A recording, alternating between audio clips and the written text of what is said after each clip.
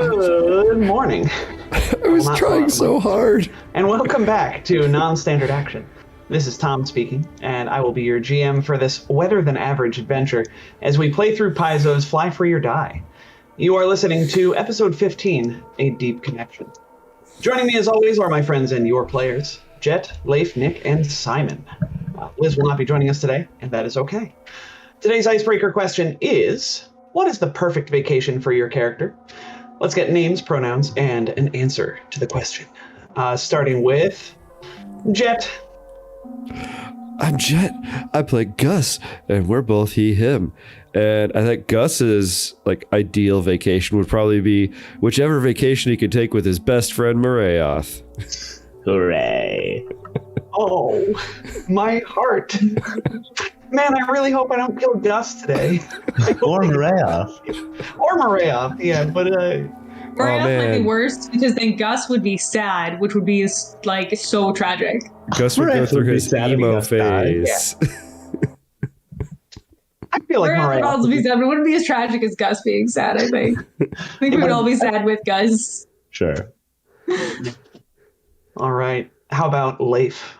Leif, pronouns, name, and answer. I will go on to Nick. I've been given a point. Nick. Hi, I'm Nick. I am pronoun agnostic. I'm playing Sloan, who does prefer she, her pronouns, and would get mad if you change them. Sloan's perfect vacation, is probably totally out of character, and she'll kill you if you tell anyone. So she wants to go to a fancy day spa. That is out of character. Can confirm. And get pampered. Yeah. Cucumbers on eyes. But if you tell anyone, she will kill you. Yeah, because when's the last time she got pampered, right? Never. Yeah, exactly. That's her own ship now. She's fascinated by this whole phenomenon because she's never experienced it ever. So that's what she would do. She could do anything. I'm surprised and Nick not tell hasn't. anyone where she was going. She's gonna tell everyone she's going to some Eoxian extreme training camp. I'm surprised. But really, she's going to the spa. I'm surprised Sloan hasn't been I want to pamper my crew, and paid for the luxurious living quarters on the ship. That should be on our next list of upgrades. Yes. Yeah, Maria wants cucumbers on their eyes too.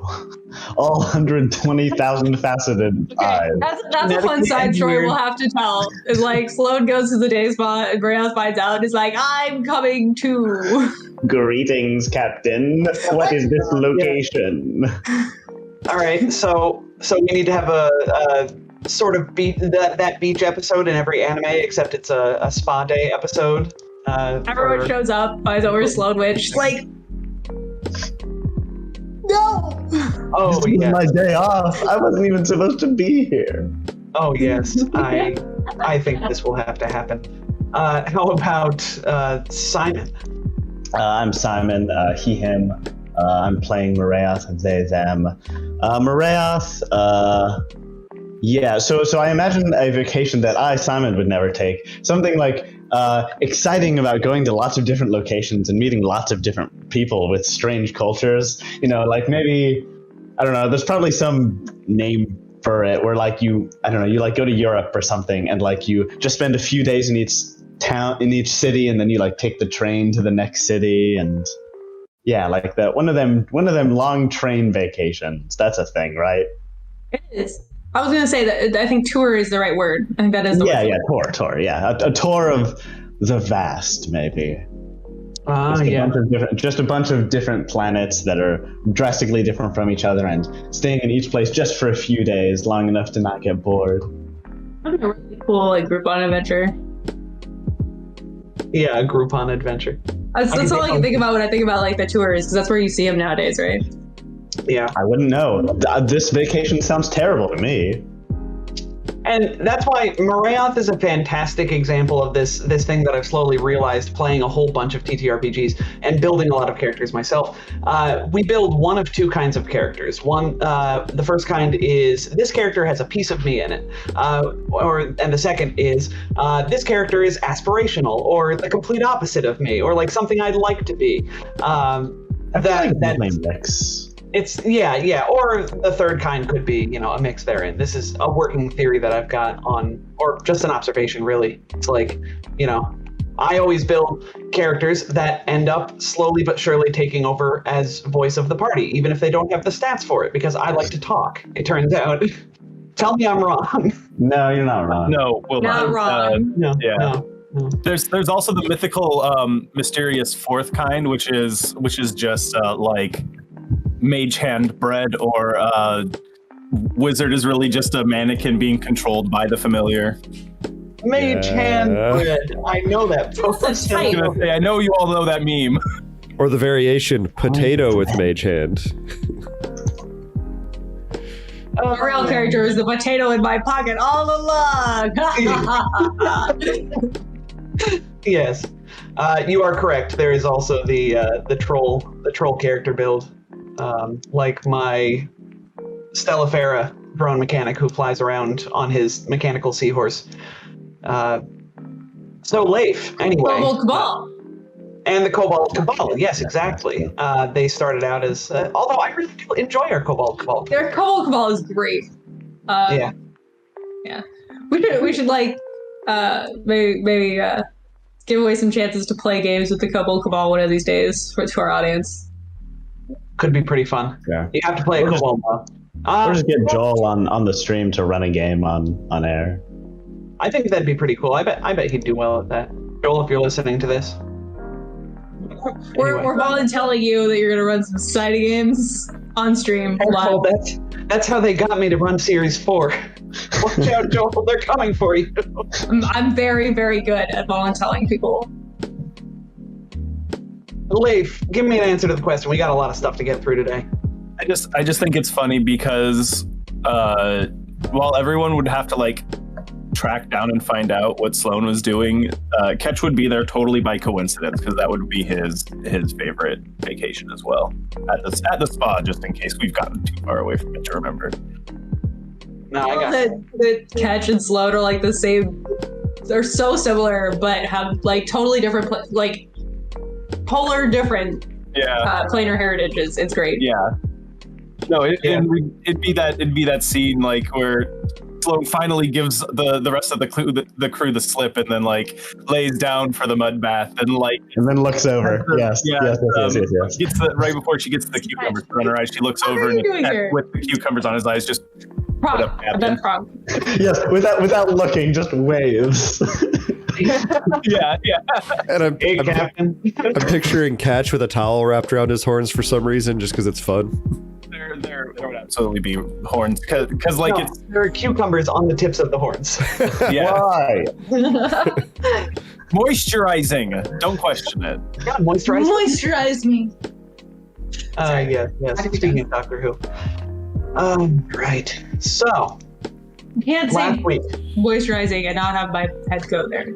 Oh yeah, no, they've ruined the word moisturize, the phrase moisturize me, or just moisturize. So, anywho, last week, our crew of free-flying traders continued their delve through Terra 5. Doors were smashed, pipes were fixed, and overall, the PCs managed to save the facility from plummeting into the trench nearby. After a quick breather, the PCs spoke with Shan, who was packing quickly, as if to leave. She explained to the PCs that she had made an incredible discovery. There is sapient life here on Entha, in the form of small eel-like creatures called aglians. You might remember Auntie Nuna released one from a cage 2 episodes back. When they form a collective, these aglians become capable of conscious thought, very much like a certain crew member on the Severance package. A little spooky. Simon and I were talking about that off air, actually. Of course, the issue is that the company has a vested interest in tearing down the forests in which the aglians live, forests of seaweed, threatening their way of life. So the PCs set off with Shan to see if they could do something to help. They eventually found the aglians, but before they could do much talking, were interrupted by an angry collective of them that were rampaging through a sacred meeting place. The PCs managed to talk this collective down and began to make inroads with the newly discovered race. And that's about where we left off, with the crew helping to take out an invasive species of spear squids called jacarants for the aglians. Because those things were mean. They were mean. They were fun to run. And they were, admittedly, eating the young of the aglians, and that's why they were not cool. So that is that. After this fight, we'll come back in right after you all deal the final blow to the Jackarants. Love, Danger, Trust sort of has been your, not chaperone, but sort of chaperone, has been your guide to the Aglian places. Field, right? Yeah. Has been your guide, and they approach you after this fight, and you hear in your minds, "You have earned our trust, friends, and so we will tell you a secret of our people. There is a material, we call it pink stone, that seems to disrupt the metal monster sent by the company. We have seen it devoid deposits of it here and there. We believe that with your knowledge of technology, you could put the pink stone to good use against the company's monster, and in doing so, perhaps save our forest. Unfortunately, there are still some among us that are uncertain that you can be trusted with this information. The Pink Stone Cavern is a holy site of our people. In fact, the location of the cavern is unknown to many Aglians, shrouded in legend. The Council has devised a plan to divine your true intent here, and to ascertain that you are a friend and ally of the Aglians." Sure. Be happy to do whatever you need us to. Excellent. They form a spherical shape. Another collective will then approach you, introducing themselves as Idea, Trust, Communicate. They form a spherical pattern and speak telepathically. "One of you will join us. You will join a collective by psychically connecting your mind to theirs, aided by the magic of the forest. If this can succeed, then it shall stand as proof to our people that you are worthy of our trust, and we will show you the way to Pinkstone Cavern." Love, Danger, Trust turns to, any guesses? Oh, I don't know. Someone with a really high will save. Probably Maria. Auntie Nuna. No. No, Love, they've Danger- been talking to Nuna. She's the one who freed the one woman and all that. Love, Danger, Trust will turn to Marayoth, actually, becoming spherical, and say, "Marayoth, you are like us. We have observed your collective, and believe that you are most likely to succeed at this ritual due to your nature. Will you join with us to form a new collective?" Certainly not a permanent collective, but we are interested in interfacing with you more intimately to understand better how you function. Is this collective sex? I was just gonna say the love scene nobody wanted. Oh boy, how did I not see that? How did I see that coming? Oh man, is this gonna be like the pottery scene in Ghost? Oh god, I hope not. Super not. So, Love, Danger, Trust, you feel emanations of happiness, and they will say, "No, of course not. This will not be a permanent collective. This is simply to gauge trustworthiness." Yes. And so preparations will be made for this ritual. So, Marayoth, you are... I should never look at Twitch chat during the stream because I'm always distracted by the fleam you all say. No, a fish isn't going to live in Marayoth now. God. They need water. Hey, there's weird space magic. You're not wrong. All right. Somebody else can decide whether to let orgy be a permitted term. Oh, okay, it's been done. So, boy, really hope my son's never find this stream now. So. My turn to allow questionable words into Twitch chat. I just want to acknowledge the bad porn music and add my own. I'm certain they will come back out with like little mustaches on every single one of them. Yes. Quick, find the music. Find the Okay. music. Oh, No. it's got to be No. royalty free. All right, I'll look for it. You say something, Nick. I can stop this. I can remove Ruby from the Discord if that's what it needs. Don't do that. It'll change all the cameras. My overlay. It'll ruin the mood of the scene. That's a price that I have to pay. Yeah, listen, I already said we got a lot of stuff to get through today. I'm gonna take the reins back. Guys, YouTube won't let me search for royalty free 90s porn music.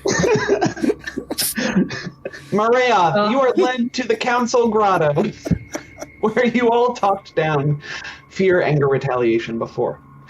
The sand has since settled to the seabed, and long strands of seaweed sway lazily in the ocean's currents, twinkling here and there with what you know now to be magical light.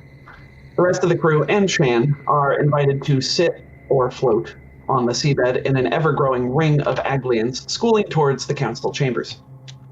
There is a psychic thrum, ebbing and flowing as more and more of the aglians arrive. This is by far the most you've seen at one time. Collectives hover around the perimeter of the council chamber, with constituents constantly darting to and from other collectives, passing information and concepts as they all wait and watch expectantly. You float in the center of the area, and Leif, I need my music. No. Shut it down. Thank you. You float in the center of the area, Marayoth, with a hole in the ceiling revealing long strands of seaweed waving in the current above you. Soon you see an aglian approach you. Mental hush falls over the assembled collectives as the single constituent approaches your colony. You feel a tentative, wordless telepathic query as it brushes against a handful of your constituents. Another aglian breaks from a collective and swims through a section of your form. More and more of them emerge from the crowd until you are receiving a constant stream of concepts telepathically. Hope, fear, curiosity, grief, charity. At this time, I would like you to make me a will save. I knew a will save would be involved here. Yes, the sensation of this connection is threatening to overwhelm your senses. Yes. I'm trying to think of how this actually functions. As I like to envision Morea's functioning as like sort of that of a city. When they were just sending over one Agathian, it's clearly like sort of an embassy. But when they're sending over like a bunch of them, it's more like a World's Fair. Yeah. Just hope you don't get a Go ahead Devil and in the make White that City will save. situation. Oh, crushing it. 21. So, at 21, you successfully steel your mind against the waves of psychic connection. They pass, fading to a more manageable level. The aglians begin changing their pattern to a swirling array of dozens of lines, swimming in circuits. Maria, you become vaguely aware of the feeling of the water flowing over your skin. Then a flash of realization occurs as you realize that was a shared sensation by the aglians in your collective. Slowly, it seems that your constituents are being invited to ride along on the aglians of the forming collective. Do you allow this to happen? Sure. Like one bug on each fish. Yeah, or like a small cluster of them. So, Mariath, you are going to take 1 point of wisdom damage as you find that the spreading of your constituents to a wider area briefly loosens your connection to your own consciousness for a terrifying moment. The aglians seem to notice this, and those carrying your personal constituents are brought back to the core of the collective, and your consciousness sort of solidifies once more. But, not too long after that, you briefly get a crystal clear moment of joining. To those of you watching this from the outside, you see through the hole in the ceiling of the grotto that the lights of the forest of seaweed surrounding the grotto begin to pulse in time with the frantic circuit formed by the Aglian Moreoth collective. Moreoth, your mind is gathered and brought into a greater consciousness, and in the time between seconds, the collective thinks, we are curiosity, risk. What is the third concept that you think to yourself?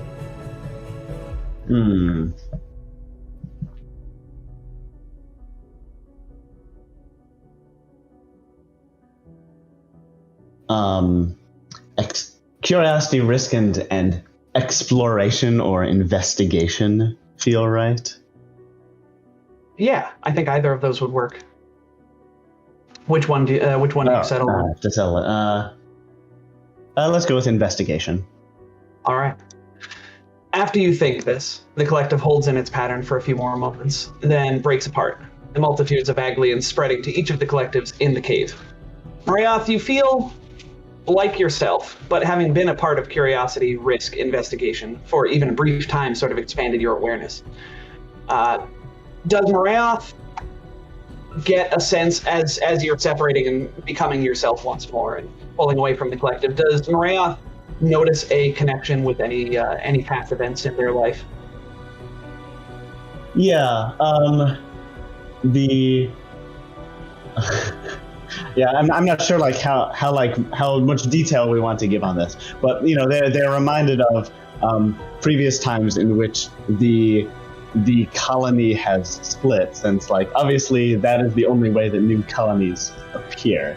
It is when they emerge from another colony. Almost the opposite of how the aglians do things, right? Where they take single concepts and they combine them into a consciousness, whereas when Spathinae colonies separate and split, that's how they reproduce, right? And so they are creating new consciousness from that. Honestly, I think they're more similar, right? Like, you're right that like the aglians seem to, you have like, say you have 3 colonies and then there's a bunch of constituents who agree on some idea and they form a 4th one. But each of those constituents split off from their former colonies.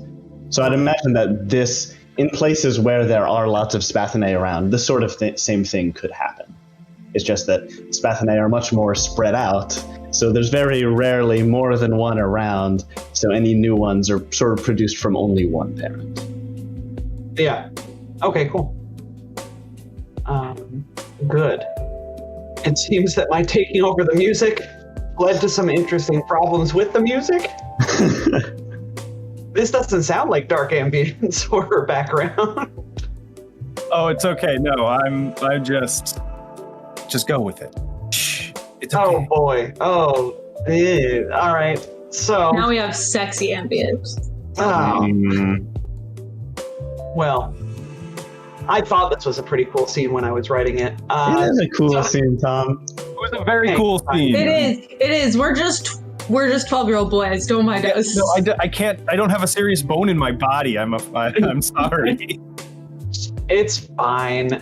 So, yeah, I noticed this parallel, Simon, with past events in Marayoth's life, and we can go into as much detail or as little as you want. But I figured that was why I asked it that way. Yep.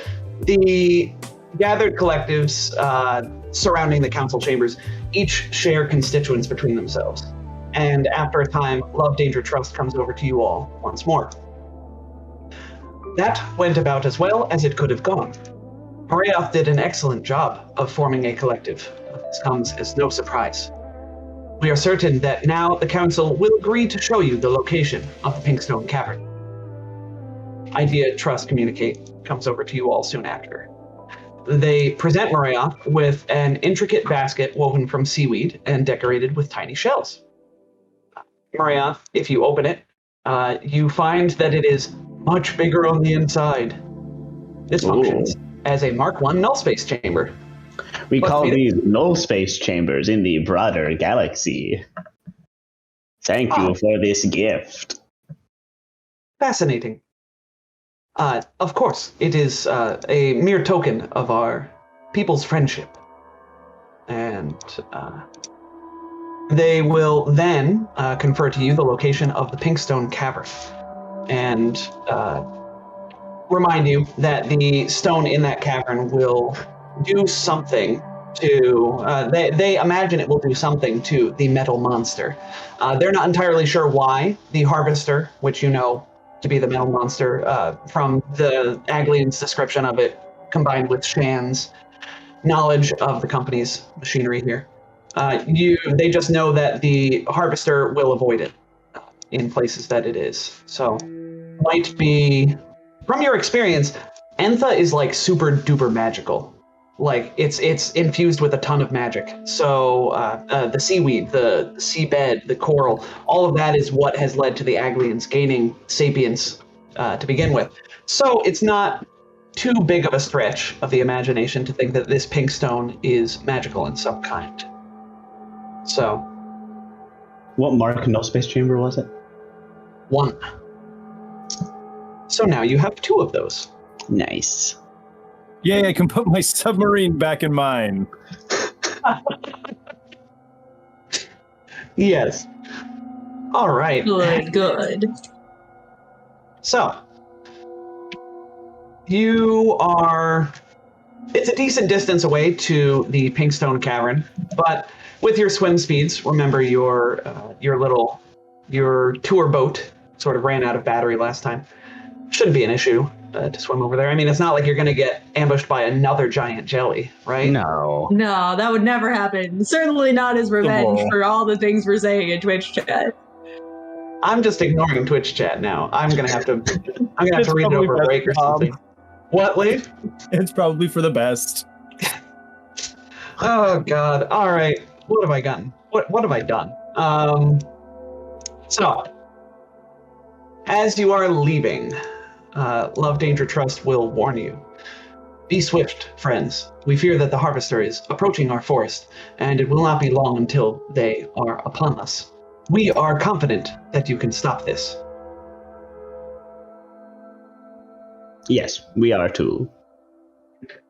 We generally tend to ruin Edgecore's operations wherever we go. We do not think that this will be an exception. This is excellent news. Be safe. The waters are not always safe. We've got this. Trust me. All right. So, You read Twitch chat, didn't you? I read Twitch chat. It's Shouldn't have done it, Tom. You I shouldn't have backed down. secret. I have a lot of I don't have many serious bones in my body, so amassing all of that seriousness to run serious moments like a ritual where you're making first contact in a very deep and meaningful way is hard for me. And then when my friends are all typing into Twitch chat all these funny goofs that I want to read. I know, buddy. I know. Just I know it luxuriate worked out. in the text just for a moment. Just soak it all in. No, There's I some can't. move too, especially for that seriousness. It was very Heavy. good seriousness, Tom. It was. Heavy is Very the good head that job. bears the GM crown, and this is no exception. So we'll move on. Drunk Fat Ninja, you can get hecked. So, luckily for you, on your way, I assume that you all leave without any further incident. Yes. Yeah. Oh no, there's just one, but it's like after the whole like thing, everybody looks over and Catches just like crying. He's just like, that was so beautiful. Actually, Gus is probably hugging Catch, and they're both Oh, crying. yeah.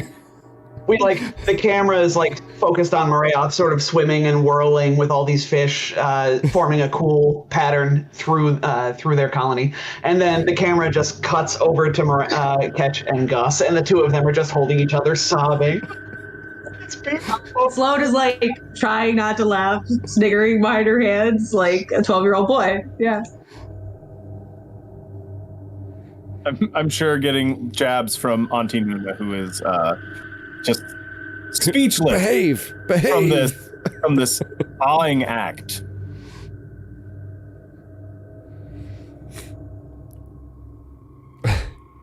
Tom, You're muted, talking to Tom. yourself. You're muted, Tom. The dreaded alternate mute. Anyway, luckily for you, no more giant jellies or abinthics, it's a weird word to say, come out to eat you on your way over. You pass through silent forests of more magical seaweed, with coral structures accenting it here and there. Eventually, you arrive at a crevasse hidden very well by the seaweed surrounding it. Were it not for the directions of the aglians, you would not have found this place. Entering the crevasse, you follow a tunnel lined with more of the coral you see above. The coral is dotted with magical twinkling lights like the seaweed above. I swear, the amount of times I've said twinkling in this AP. Eventually, the tunnel slopes gently upwards, and you see a pink glow slowly begin to grow brighter as you advance. So let me move you to a map. Ooh. Yes, there's a map for this one. What? No. It's always a bad sign. Oh, it's always a good sign. It means fun stuff's about to happen, Simon. Like you're going to go harvest some, pink MacGuffin. I mean, pink stone. Hey, am I still health damaged? You have gotten a 10-minute rest. Okay. Notably, this is still the same day since you left Elysia. Got it. Yeah, it's been a long day. Oh dear. Marath will probably chug some serums then. All right. What's a Mark 1, 1d8? Yes, indeed. Nice. Ooh. That's a spicy serum. 8 on the die. All right. Everybody happy with how their bars look and health and such? I think it's fine. Excellent. I totally have Roll20 open. Oh, totally, Nick. Totally. Yeah. No, that's what that look was. Okay. I will say, being warned that there's potential hazards, Gus would have the hilt of his angel wing ready, but the blade is not active. Yes, everything looks good in Roll20, Tom. Thank you for checking. Thank you, Nick, for checking in. So. I was in Twitch. Oh yeah, you were just in Twitch. So, no, that's fine. That's fine. All right. So you are, as I said, sort of swimming. You see up to the northwest here, the tunnel takes a bend, and you can see pink light sort of glowing above on the surface. It's sort of shimmering through the waters here. What would you all like to do? Proceed. Please do. Go ahead Proceed and carefully. Yeah, move at your move speeds, but I'm not going to make us go in turn order. So, you do the little ba-doop. Oh, everybody's moved at the same time. Put the Gus sort of in front. Yeah. And are we playing Auntie Nuna, or should we just leave her behind? What do you all think? I generally don't. I'm not a huge fan of the puppeteering, but if it is needed in order for balance to be preserved, I'll understand. I like get 'em bot. I don't think that'll be too hard. Yeah, I think you all might enjoy having Auntie Nuna along with you today. Fair enough. Yeah. It is an end of the book boss fight. What? Who said that? Nobody said that. Ninja, You said that. You all have clearly proven yourselves to not be trustworthy to put Auntie Nuna's lives into your hands. So no, we are not playing by Twitch. Auntie Nuna's gonna be having some freaky time with fish if we give it to eat to the audience. Oh no. All right. So Which plays Auntie Nuna? I don't know, Ghost it's actually not suggested playing that Auntie Nuna teach the aglians how to knit. I do love that. That's wholesome. That's wholesome. All right. So as you're getting about here, Gus, nope, don't go there, Sloan. Back up, please. Pink Is there stone. air in this cavern? Is this the water kind of coming up to like a shore sort of situation? Yes, it's a gently sloping. So where you see the water on the map, that is where the water is sort of lapping against it is a gradual incline up. Okay. So the floor is stone here. Luminescent red moss covers the rocky walls of this area and keeps the area lit. A large formation of bright pink coral glows dimly at the center of the cave, pulsing gently with an irregular rhythm. Gus, notably for you, a watery fist suddenly forms as you make for the shallow edge of the cavern's pool, and we are going to need initiative rolls as this fist swings down at you. I was going to be like, as I come out of the water, you hear the snap hiss of my angel wing activating, but no, I get punched by a water fist. You get punched by a water fist before you even get out of the water, because I think you'll see why this thing wanted to attack while you all were in the water. It is indeed a water elemental. How dare it? How dare it?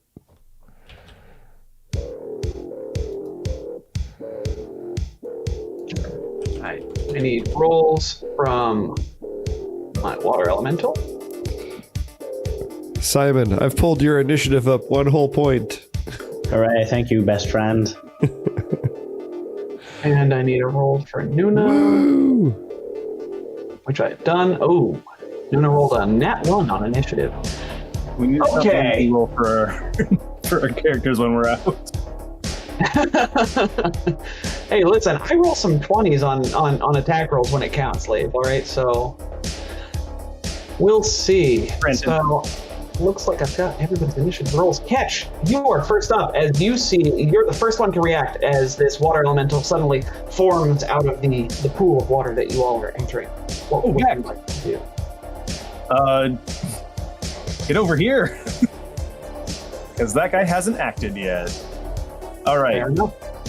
Runs over there and then aims the weapon and starts charging it. And I'll figure out which one I'm doing with which action, with this move action, or I guess it's a standard. I'll figure it out. You have a move action and this, you just have a standard action to play with this round. So, Sloan Rider. I forgot for a second which button my toggle mute was on. I finally broke down and put it on the same button that my work toggle mute is on. I see. You know, as one does when they're, working a lot. So this thing is in my space. I don't like it. Can we assume that we had guns drawn, or were we too busy swimming? What do you think, Tom?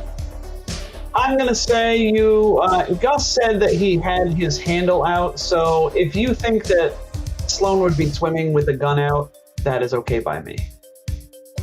I mean, either one works for me. I'll go ahead and, be a good player, and I'll take my move action to pull it, my standard action to trick attack, which You can does pull not it, provoke, Yeah. because I don't provoke attacks of opportunity anymore. And also because he hasn't gone yet. Especially haven't if gone yet, Elemental but also I hasn't don't gone provoke. yet. Yeah. So, if CR is less than 13, which I believe I'm willing to bet that probably is. It's a 31 to hit flat-footed EAC. You better hope it's lower than CR 13. Yeah, that hits its And flat-footed the 31 AC. hits EAC, yeah, Yeah. I really hope so. That's 24 fire damage, and it's flat-footed to Whoa. everyone. Bummer. All right. So let me put the boot on this guy. Gus, it is now your turn. So, I've never really used a plasma blade weapon before. Is it a move action to turn it on? So from what I remember, powered weapons you can turn them on as part of the action to attack with them or draw them or something like that. They purposely made that not be a consideration. Okay, so I'm gonna run like so, just splashing in the waves around this creature, and then as I'm turning to face it, I'm snapping the angel wing on. What's up? One more over. Well, would I still be flanking if I was one more over? Also, Yes. Okay. So as I swing around to face the creature, I snap the blade on, and I leave a rainbow behind me as I try and slam it into this creature. Lovely. A 22 to hit EAC. I put it. Yeah, you didn't need the flat-footed. That certainly hits for another 17 points. Ouch. Right. Okay. So that is going to be... Oh, I forgot. One little ability. It took a little bit less damage for reasons from somebody's attack. But that is Gus's turn. And we move on to Murray. Acting at the same time as Gus, Mrayoth will emerge from the water and zip past Gus onto the shore, and then take a single shot at this water elemental who has no weapons to disarm. Although, hold on, maybe I can blind it. That's a thing, right? Yeah. Throw some sand in its head. Yeah, I try to. Now that I'm on shore, we levitate a big chunk of sand and try to cover its head with it. Ooh, 17 probably does not hit KAC, even flat-footed. No, it does not. All right. That's good news for my elemental, because it is now the elemental's turn. And the elemental is going to do a fun thing. Y'all have forced it to escalate its battle plans here.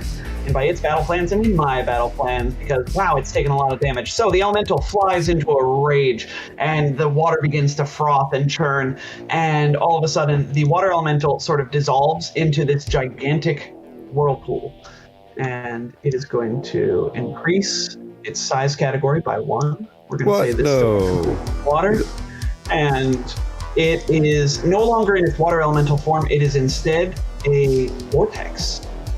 So, the elemental has entered your space, Gus. Would you please go ahead and make me a fortitude saving throw?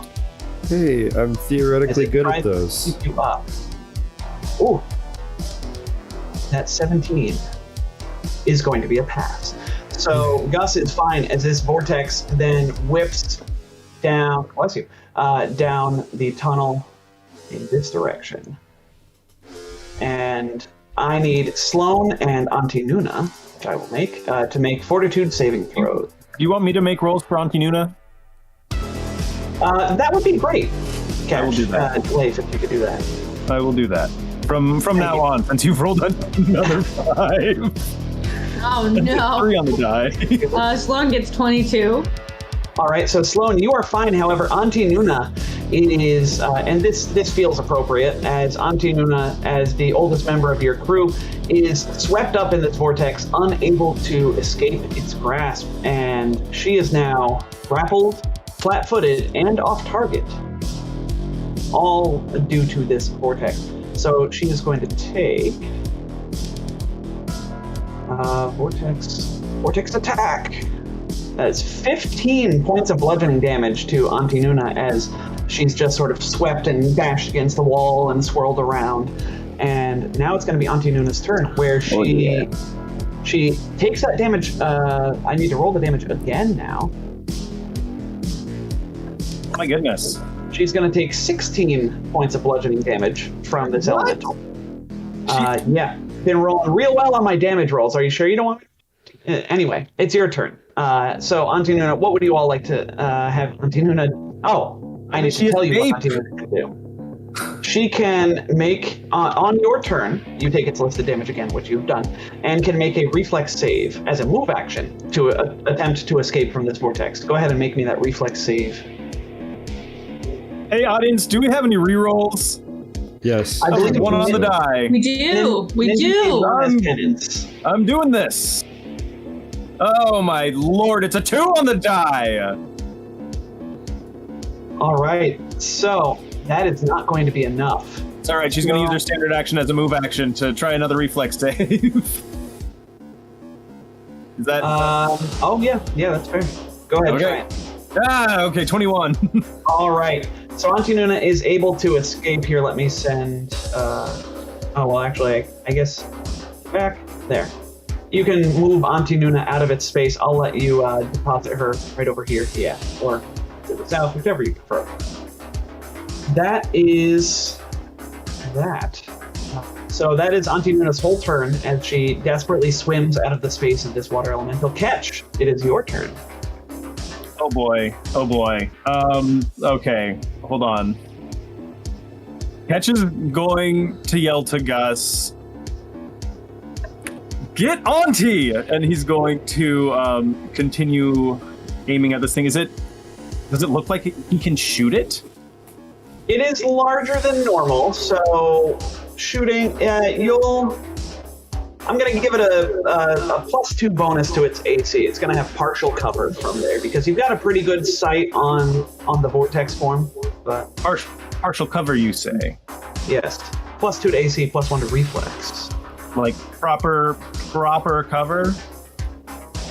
Yeah, it's cover. It's all right. Because half of its body's behind this little pillar, or I know exactly what I'm going to do. Ketch aims down the sights instead of boosting again to negate that cover bonus exactly because he ignores 2 from the cover with those sights and then fires, having activated superior firepower last time.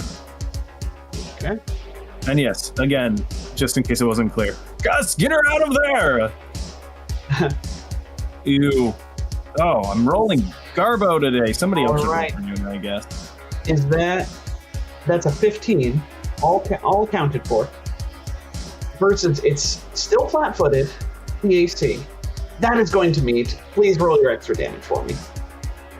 There is no extra damage I need to roll. It's calculated in my superior firepower is. Okay. Yes. Yeah. So then, right, because you spent the move to. I understand. Yeah. So Italy, 19. Oh no, but then I get to boost as part of my attack. So you're right.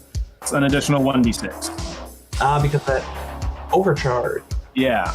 Look at me remembering things. So 24 damage. Sonic. This water elemental does not look good. I tell you what. And we are. Oh no, we're on to the operative. Sloan Rider.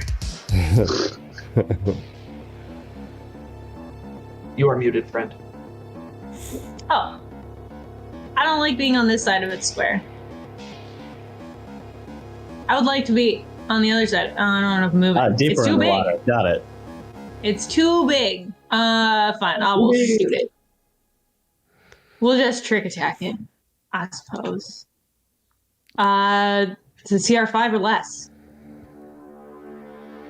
Checking. It is in fact a CR5 creature. Sweet. In that case, 18 versus flat-footed AC.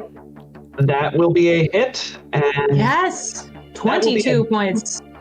that will be a dead water elemental. I think what happens is you just shoot at the core of this vortex, because it's weird firing bullets into just, a whirlpool. You shoot at the core of this vortex, and all of a sudden you can see it impact with something that you couldn't see there. And all of a sudden the vortex sort of spins out and the water's calm, and we are out. To be fair, I am microwaving it. No? Yeah. It boils. And I was basically I boiled it to resonating death. Gus rushes Yeah. forward, scoops Auntie Nuna up into his arms, and just like you see him running through the water to the beach. Yeah, it's probably, we'll say she's like in 10-foot deep water, so you like scoop her up and then you're just walking on the bottom of the water and slowly push yourself out. Auntie Nuna, I'm sure. Let me see. Best Auntie Nuna voice. Gus, dear, I'm sure it's okay. I'll be fine. Uncanny. Right? Liz, is that you? Right? Well, Gus will take her over here to rest her against this rock, crystal, whatever, and then we'll probably pamper her for 10 minutes so that she can recover her stamina. Dude, doesn't it seem like we have time for a 10-minute rest? Because she really only took 1 point of HP damage. A 10-minute rest for stamina points, though. That's, yeah. Well, that she doesn't have any stamina because she's taken 1 point of HP damage. Yeah, no. Right, What so I'm we saying should is probably take a 10-minute rest so she gets all of that stamina back. Yes. Right. That's what you I was. do have time to take a 10-minute rest. That's what I was getting at. I see. Sorry, was that not clear? What it It's not sounded like you were was saying that you don't think we have time for a 10 No, minute I- rest. Yeah, No, I I asked, asked. That is, Does it seem like we have time? Yes, you do. Oh. Fantastic. See, it sounded like you said, it doesn't look like we have time. And I was like, what? At what point No. did it sound like I said that? I said, does it seem like we have time? We I'm can probably stop saying talking I about things that we thought you misheard. said. They said. Oh, Yeah. We're just okay. going in circles. It's fine. Yes, we have time. Good. Moraeus inaccurately tries to tell Gus where Kasathan lungs are. Gus does not need the help. Uh-huh. All right. Pretty sure my So- nanites know. Yeah. So, you approach the pink stone after a 10-minute rest. It glows brightly in the center of the cavern. There seems to be a good amount of it as well. The aglians did not tell you how it grows, but with your knowledge of physical science and mysticism, it's probable that it will grow back over time. So, looks like you can easily get 5 bulks worth of this. Wait. crystal. Do we have to mine this? In a flavor sense, sure. In a mechanical sense, I'm not going to make you make a check. I'm sorry. Oh, I actually have profession miner. That's why I was excited. Just let him roll the die, Tom. Let him have this. Just say, Guts, if you would like to, I will let this. I tell you what, because there are some repercussions here. Gus, why don't you? So you all take 5 bulk, no problem. Gus, you get the sense that you could probably squeeze roughly 2 more bulk out of this crystal. Why don't you make me a profession minor check to see how long this is going to take you? A natural 20 for 31. No. Don't tell me the number. I'm trying to come up with the DC. Okay, I've got the DC. Oh, all right, it's a natural 20. All right. Fantastic. So you need the number. Roll then math, Tom. Roll then math. Well, but the DM needs to have a DC in mind, right? If I see the number before I make the DC, then that spoils it. So, but in this case, you are correct because that natural 20 definitely cleared any DC I was going to set on top of his profession minor bonus. So you all see Gus just, eye the stone for a second, and then his hand becomes a pickaxe, and then he just, and all of a sudden, in a blinding flash, you have 2 more bulk of pink stone. When he looks at something that can be mined, it's the equation meme. All the numbers and figures appear. He probably also has like his giant Coke bottle, like broad spectrum scanner goggles that come up, and then there's the math. Yeah, love it. All right. He taps one spot on the stone and then turns around and puts on sunglasses as the entire crystal shatters into neat rows. Yeah, just he puts his ear up to it and then pickaxes, and then walks away. Snaps his fingers and it falls. Like Michael and Burn notice. Gus has played enough Deep Rock Galactic to know if you take out the bottom bit of the crystal, the rest will shatter and yes, of course. Yeah. That is it. So, all right. So Gus manages to save you all some time. That took you about 7 minutes in order to mine that. So really, you could have done that in the time that Auntie Nuna was resting as well. But I know Gus was helping Auntie Nuna recover in a flavor sense. So, Oh, as you gather the pink stone, why doesn't everybody give me a perception check? Okay. Including Auntie Nuna.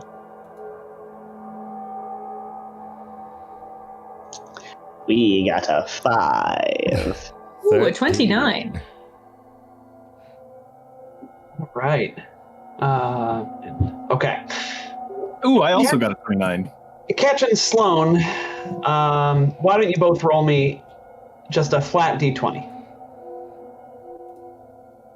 Because you both got a 29. All right, 16. Right. Okay. So, Sloan, you are the first one. You just narrowly see it before Ketch does. You notice a small chunk of pink stone lying in a small hole in the chunk of stone you just lifted up. That's a lot of chunks, I know. Who's many chunks? Yes. They both reach for it. She grabs it and Ketch grabs her hand, and they have a moment. Doesn't work. It's an awkward moment, and they both hate it. It is awkward. It's super awkward. But Sloan, recovering from the awkwardness, inspects this little chunk that seems to have formed itself a little pocket, and picking it up, it resonates with strong magical auras. This stone functions as a Mark II personal upgrade. Ooh. I knew it was going to be that, and you know how I knew? It's because I failed the roll to get it. Oh, I'm sorry, buddy. Nobody has a Mark II yet, do they? The universe just is like, yes, we will put these things within reach, and then Leif will never get them. Well, it's like that time in Signal of Screams that I was playing my Mystic, who had a ridiculous perception score. Yes, even back then, I really liked high perception scores. And he failed the perception check to notice the Mark III ability upgrade. And I think Seth's Envoy got it instead, right? Or something like that. You can tell that this bothered, that I was disappointed by this because I still remember it. Anyway, and everybody else has, blank looks on. So, yeah, you're telling me I feel this pain. I do vaguely remember that. Seth did play Envoy, remember? He was deeply troubled. And by troubled, I mean, he had a lot of trauma in his past, but then so did most of our characters for that AP. Yeah. You guys did not make happy characters. That one is true. No, I went out of my way to make like It was a not horror game. It was a horror game, Yes. yeah. Indeed.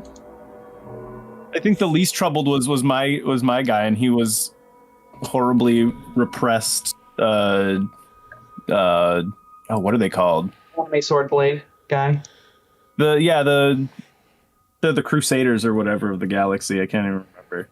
Skyfire? Centurions? Is Scarlet in the name? Am I going crazy? Let's just move on. Anyway, yeah.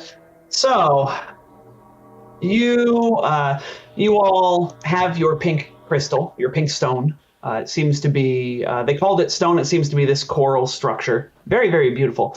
As you pull it from the area, the stone that it was growing on, the stone itself seems to dim a little bit. The crystal has not lost its magic, but the stone seems to be a little bit less magical than it was before. But that's probably fine. These guys. I see. That's still the text. I can't see the text, but Yeah. It's the Knights of Valerian. there you go. I Okay. was gonna you can- say, yeah. You can find them in the core rulebook. Yeah. And actually, the art that goes with it totally looks like Zadian. I don't know how that happened. Yeah. I don't know either. All right. So now go ahead and make me a survival check to navigate from here to the location of the harvester. Wait. Check. Let me finish. Since you got the signal from the harvester back on Elysia, this can also be aided by any number of PCs. Jet. So I have a maze mind. Ah, yes. I can make attempt a special level-based wisdom check, 1d20 plus my CR, or level plus wisdom bonus, instead of using survival for orienteering or piloting to navigate. Cool. I like it. So it'd be, give us the total on that. so it'd be a total of a +7. It's nothing crazy, but I don't know if any of us actually have survival. Etch and Nuna don't. Sloan, survival. I rolled poop though, but I got a 13 total. Well, I was going to say, if anybody wanted to aid. I'm sorry, I got That excited. is an untrained skill. I know you got excited. You're trying to use little used features of your character. That's great. All right, untrained survival check. That 20, of course. An unnatural 20. Unnatural 20, yeah. Etch both are like bicker over the wrong directions to go. Yeah. All right. So I see 2 14. aids. Yeah, So- a 14 and a 20 from Marath will equal to 14 from Sloan, I should say, will equal 2 aids. So 17 total. Jet got a +7 to that 6 is a 13 plus 4 is 17. All right. So with that result, you managed to get yourselves a little turned around, but get back on track without losing too much ground. So along your travels, you come across a rather interesting sight that seems to draw you in. The bones of some colossal creature, larger even than an abinthic, lie half covered in sediment. A dual ribcage pokes jaggedly from the floor, with softly glowing plant life stretching across the ribs to form a tunnel in this spookily quiet undersea travel. I was not exaggerating when I said that it seems to draw you in. That was in a mechanical sense. Why doesn't everybody please make me a will saving throw as you gaze upon this giant ribcage? Now, Tom, did you write down that little witticism, or was that off the dome? Pretty much off the dome. But I was riffing Tom, off of I am what bad at these. Oh no. Do I still have that penalty to wisdom that I picked up while communing with the aglians? Aglians. Wisdom, The Aglians. wisdom damage. Wisdom damage is going to recover at a rate of 1 point per day. So, Okay, and I only took one. pick 1. So, in most cases, that will probably lower it unless you have an odd number will Yeah. or wisdom. Oh, wow. Well, it looks All like right. Gus goes swimming in a skull or something. Oh, Gus.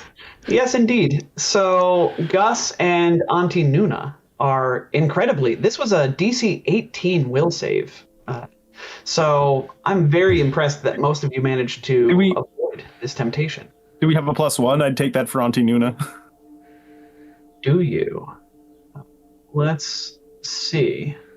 Requests queue. So, wait, no. I see a we do have +1 to any roll from Shades. Puts on bad 90s music. We're gonna take that one. Nuna almost gets fascinated or whatever this is, but then some music pipes in through her comm unit. It's Ketch playing a joke on her. He's playing sexy 90s music, but it's just enough to shake her out of it. Oh my god. All right, good. So, Gus. Oh, Gus.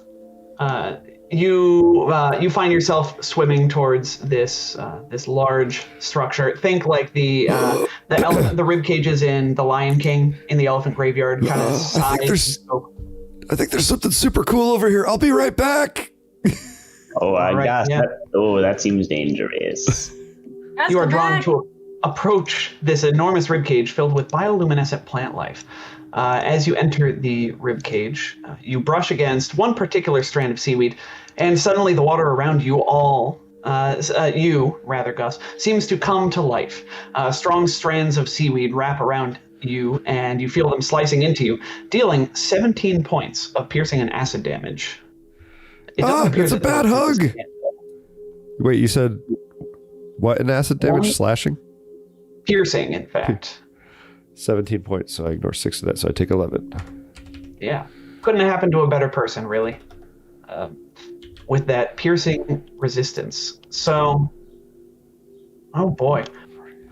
Seems to be now that this ribcage is relatively safe if you all want to, examine it, take a look around inside. Gus seems to have triggered the only strand of carnivorous seaweed in there. Oh, I see.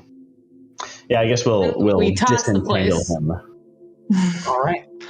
So, Catch. Bad hug.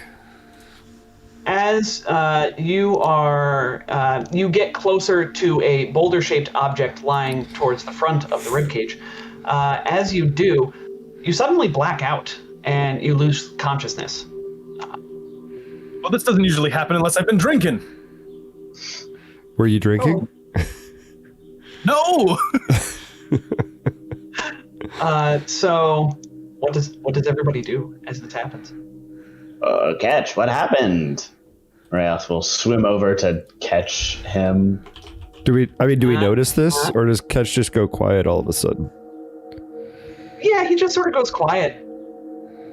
So, a minute or so later, you wake up, probably with Marayoth sort of having caught you, having catch. Uncomfortably covered in bugs. Yes. So, all right, hold on one second. I'm sorry. Let me finish this. You are overcome, Catch, with a feeling of peace. You don't know really where this came from, although you have a good idea that it might have had something to do with the proximity to this boulder-like object. This feeling of peace overcomes you and functions as a Mark II personal upgrade, which must be applied to, now there are some provisos here, must be applied to either intelligence, wisdom, or charisma. Well, now I feel bad for bitching earlier. Oh, no, please. It was good-natured complaining. I am the master of, well, not so good-natured complaining. Just ask my Pathfinder 2 game that I play in. Can confirm. Let's see. Mechanics. So, probably charisma, intelligence, of course. That's what I was thinking, yeah. All right, so yes, and go ahead, everybody, go ahead and make me a life science check as you are sort of gazing around this ribcage. Trying to figure out what things have 2 rib cages. 28. 19. Also, does this basically render my Mark 1 ability upgrade inert then? I imagine so. Yeah, so we'll get to that in a second. Okay. Oh, yeah, this is not important. So, Marayoth with your 28, Ketch with your 19, you both get the feeling, or, looking around, you sort of do a slow pan of the inside of this ribcage. You get the sense that that boulder-like thing that Ketch got too close to was the heart of this creature. And it's slowly sort of become covered with sediment that has been floating around on the base of the bed of the sea over just centuries, possibly millennia, most likely millennia. And might have been infused with magic. You're not really sure what happened, why it would do that to Ketch, but it doesn't seem to be doing it to anybody else. So no more Mark II ability upgrades today. Yeah. This is an interesting creature. We have not encountered one of these before. This planet is wasted on Edgecore. Ain't that the truth? Right. Most planets are wasted on Edgecore.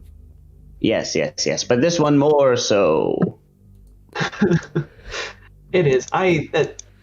Out of character. I pronking love Entha. Joe Passini Joe Passini? Wait, it is Joe Passini, right? I thought it was. Joe Passini did a fantastic job with this book. Yeah. All right. So, back to where we are. Excellent. So, the topic of ability upgrades. I figure this is something that we can, because the question was asked in our chat, it's easier to just talk it out, so I don't have dead air while I'm thinking about this, because I want to. So can I use that ability upgrade crystal on my Dex and switch out my Mark 1 as if I had bought an upgrade in Mark 1? I will say, sure, go ahead. That is fine, Nick. You can swap that into your Dex, and then thank you. Dex. I put it there so that it wouldn't take our airtime. I appreciate you. Yeah, no, I am apparently bad at multitasking between reading things and typing and also running the game. So this seemed important enough to bring up briefly. So we move on. And you move I on. apologize. He is such a needy cat. Oh my goodness. So he's a cat. Well, Yeah, we have to lock Topher out of the room, or else he just gets all up in our biz. he's needier than most lately. His old lady friend is gone. Rest in power, Killer Death Machine II. Oh. Yeah. That is her full proper name, by the way. I love that name. KDM the second. Reminds me of that one baby from Doctor Who, Matt Smith's first season. Oh yeah. Storm something. Oh, that's right. What was his full name? Oh. Huh. Something with storms. It was really cool. Stormageddon. Stormageddon, Destroyer of All or something. Alfie Owen. Stormageddon, Dark Lord of All. Dark Lord of All. There it is. Thank you, Butt Stubble. So yes. Called his mother Mum, his father not Mum, the doctor also not Mum, and everyone else peasants. I love it. Thank you, TARDIS.fandom.com. Excellent. This Doctor Who break brought to you by a bunch of nerds who happen to like Doctor Who. So the sea begins to grow darker. Remember, you are in the Shadow Sea, which is supernaturally dark, magically dark. Night begins to fall, is what I'm trying to say here. It is still the same day as when you arrived on Elysia, but only just barely. As the sun begins to set, you arrive at the location. A massive harvesting machine with several mechanized limbs operates next to a glowing clump of seaweed, several yards tall. The harvester's limbs end in grasping claws and serrated circular blades 10 feet in diameter. The machine raises the nearby seaweed, depositing it in a large processing tank at the back of the machine. It's not moving currently, or if it does move, it only moves 5 feet forward, chops some more seaweed, sits there for a bit, moves 5 feet forward, and so on and so forth. So Shan looks to you all, saying, "Y'all, we've got to shut that thing down to buy the aglians some time." So, I forgot Shan Does was anyone with us. have We're on it. explosives? For some reason, I thought Shan just stayed with the Aglians. No, yeah, I've been bad about playing her, but she is with you all. She wanted to help. Just So- in the back. Yes, just in the back. Exactly. Hang out with So- Auntie Nuna. Hey, Tom, I direct your attention to chat real quick just for a second. I need to require confirmation on this thing. Yeah. Thank you. Okay. Yes. So, ending the harvest. That's really what I should Break call it. important looking pieces. Ending the harvest. That's great. Yeah, Thank there's you. great titles in the book. Yeah, and I feel bad. I used to, well, I generally do crib the titles, but then it feels weird because it's like, but I'm not actually coming up with those titles then. Oh, But I the didn't titles come were up with great. hardly any for TFC. I stole them all out of the book. Okay, good. Well, see, now I know. So, You think yes, I'm that ending- clever? No, the writers of Paizo were that Oh, you're clever. pretty clever. So we can break important looking pieces. These are all sorts of things that you can do to stop the harvester. Break important looking pieces. That sounds like what Gus should do. Although you will notice that it says a strength check, our favorite kind of check, an ability check, not a skill check that you get proficiency in and stuff. This is a D20 roll plus your ability. You can also hack the mainframe. A single character can attempt to hack into the harvester to shut down its various subroutines one by one using computers. It is a tier 3 computer, so it will take a base of 3 rounds, though you can increase the DC by 5 to voluntarily to reduce that by half to a minimum of 1 round. This is funny because I thought this would be great for Auntie Nuna because she has the 4-armed hacker feat. I figured Liz would get a kick out of using that feat, but that's okay. Then you can also jam the gears. Any number of characters can each attempt an engineering check to identify a weak point in the harvester's design and apply pressure by jamming a stone into a critical joint, for example, or short-circuiting a harvesting limb. And then any number of characters can each use 1 bulk of pinkstone, along with a successful mysticism check, to disrupt the harvester's delicate sensors. A success expends the bulk of pinkstone. So remember, lovely. you have 7 bulk of pinkstone. Oh, man, I don't know what I was thinking. I want to build a character who doesn't have computers, engineering, or mysticism. What was I thinking? You were thinking of building a character that you don't normally play, I guess. Talk to the person, but you can't talk the harvester down. No. I can't talk the harvester down. It's true. I guess I'll just break important looking pieces, or try Yeah. to. Yeah, I mean, it's a D20 roll. You can succeed on that D20 roll. I will tell you this: you have the capability of succeeding. So, +1. It's all good. oh, yeah, even better. That's like 10. That's like 5% better on that D20 roll. Yeah, it's great. This is fine. So Yeah. why don't Everything we is go ahead fine. and here? Hold on 1 second. You want to use initiative? Yeah. Yes, we're gonna roll initiative, and I'm gonna bring you over to a map. Yeah, before we roll, bring us Oh, we back. should wait to be on the new map. Yes, otherwise Yeah. our initiatives will vanish for us, but not for Tom. Yeah. And then Tom will Right. have to do the whole thing. Right. It'll be a full thing. We'll talk about it for like.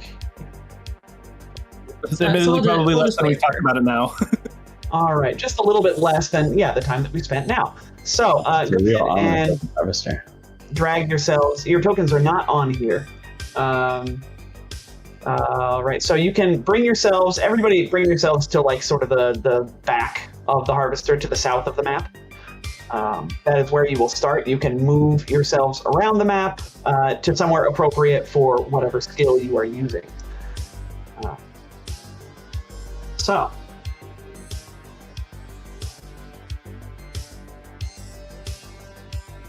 All right.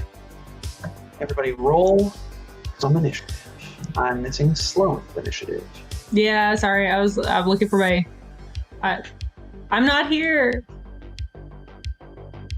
You have to drag yourself. Yeah, I was looking for my my token and it wasn't here, and it was a whole. Yeah, there you go. Beautiful. Awesome. Oh, there is no justice in the world. I took forever and I rolled really well. All right. So let me double check some things because I'm going to need to put a timer on this for no reason in particular, of course. Good. All right. So let's add round +1.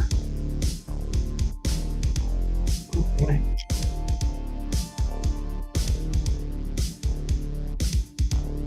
Let's move descending. All right. Oh. Nuna, then Sloan. Oh gosh. All right. So, what does Auntie Nuna want to do? Catch to enable this harvester. We're gonna let her do that four-armed hacker stuff. All right. So she's got four-armed hacker, which allows her to, with 2 hacking kits, reduce the duration by 1. I think reduce the time. Oh, okay. She has this thing in here as well. Let's add 1d6 + 1 as long as she has at least 1 resolve. Which she does. I will check that. And go, Auntie Nuna. 33. Oh, all right. So she is going to be able to do this, but technically, I guess I have to have you roll at the end of the second round of doing this because it's going to take multiple rounds. But Auntie Nuna is going to succeed at this. I will spoilers.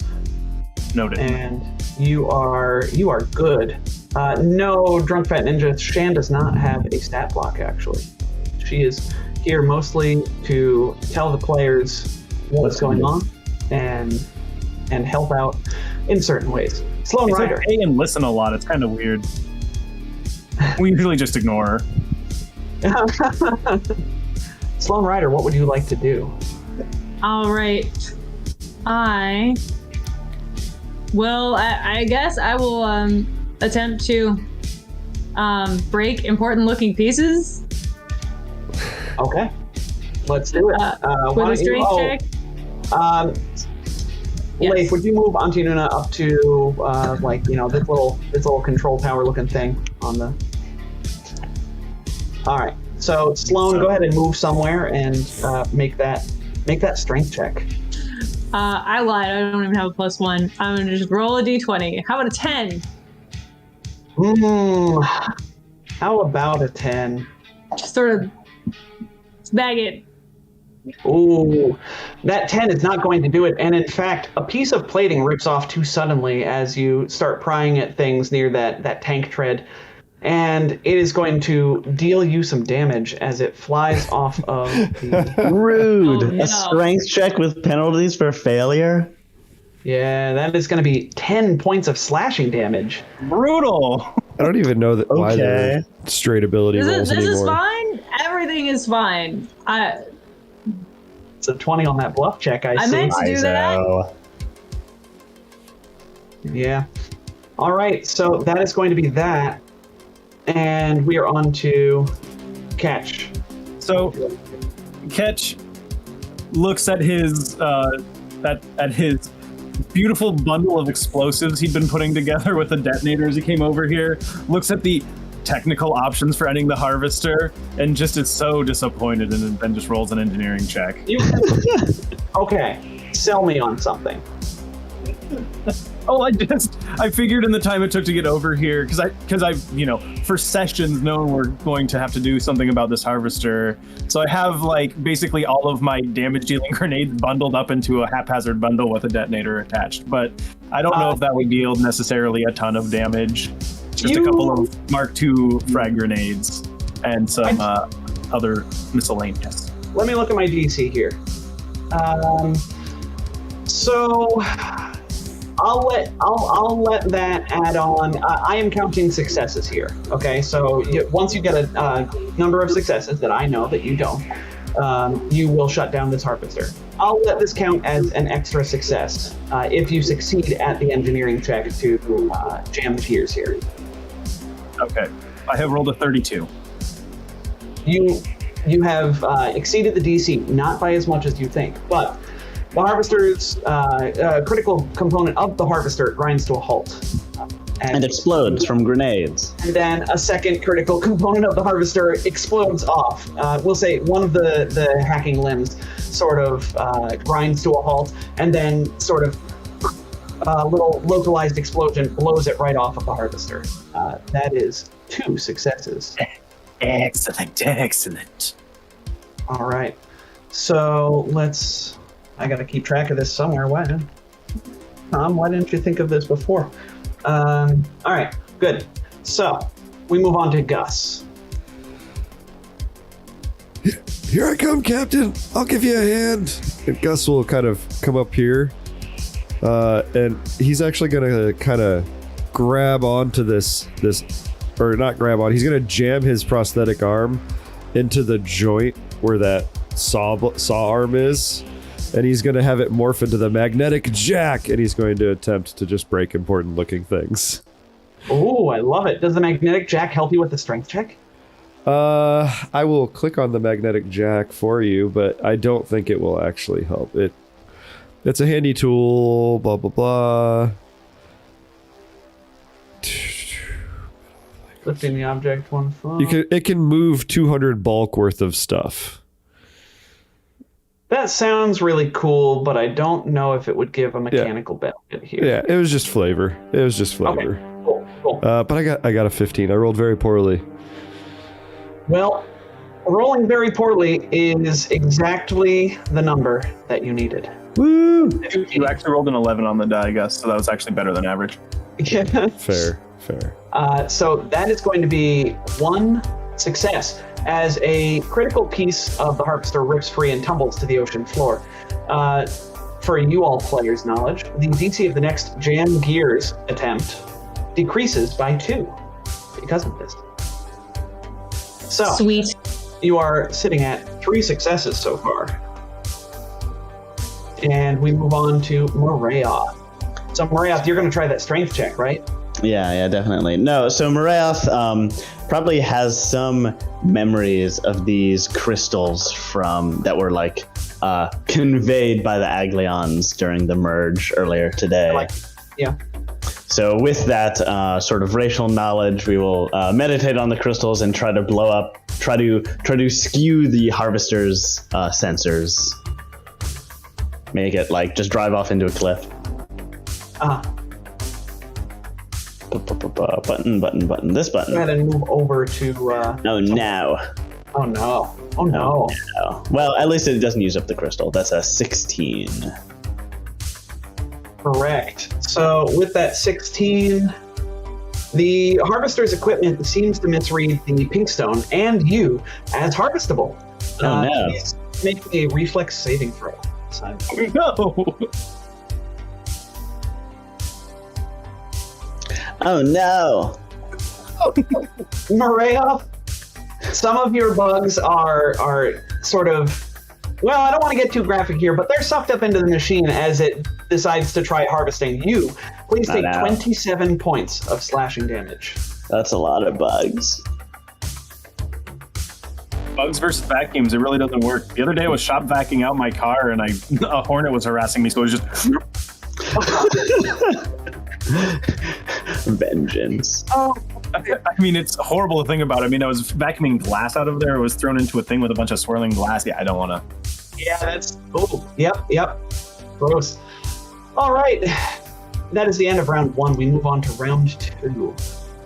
As you all continue your sabotage of this harvester.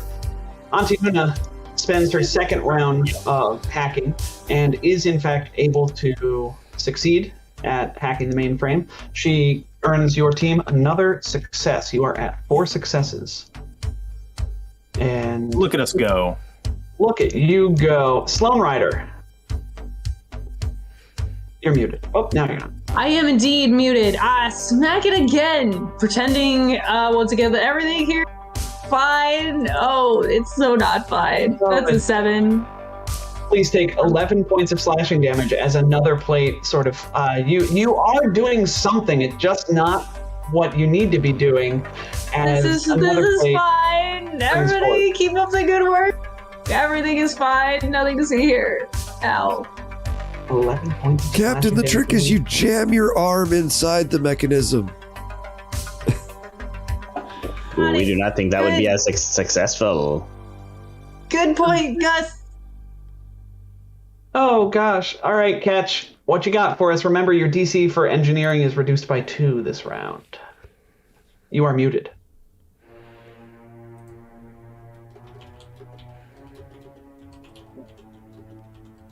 Do you have a +1? You're still muted. Oh, man, I'm just bad about it today. Yeah, I think you've got a +1 kicking around. Let's double check the request queue. There's one from Drunk Fat Ninja. Ooh, Sure you do. You are very lucky. As I get. yes, Thank as you, your Drunk Fat lawyer, Ninja. I have to recommend that you take that +1 because the DC being reduced by 2, you still needed that +1 to make your check a 27. What? It's engineering DC. Yeah, That's this is as cut rate and budget as this machine is. It is still a very for those of you listening at home, this machine is probably 50 feet wide at least. It is a large piece of technology that the company is sending off to harvest these forests. So it is no joke. For you folks listening, picture a square tank, but with the bridge of a Star Destroyer and then 4 mechanical arms, 2 of which have grasper claws and 2 of which are buzzsaws. Yes. Accurate. Like evil Wally. Yeah. Although Big we'll say evil Wally. one arm has fallen off thanks to those explosives in round 1. But yes. So that's another success. You are at 5 successes now. Gus, it is your turn. I'm gonna just keep jamming up the works with my arm in there, you know, have it morphing into various things, trying to just muck up the guts. Hey, I got a 15 again. Man, you are lucky. That is another success. This thing starts chugging along. You hear some gears inside sort of start to grind against each other, and My emits a nanites big- are invading. Yeah, it emits a big black plume of what we can only imagine is smoke. Smoke underwater, very interesting concept. You know, like the song "Smoke Bubbles. Underwater." That's totally out there. Wouldn't it make bubbles? If it's not Very gas, well it's done, just like Tom. carbon, right?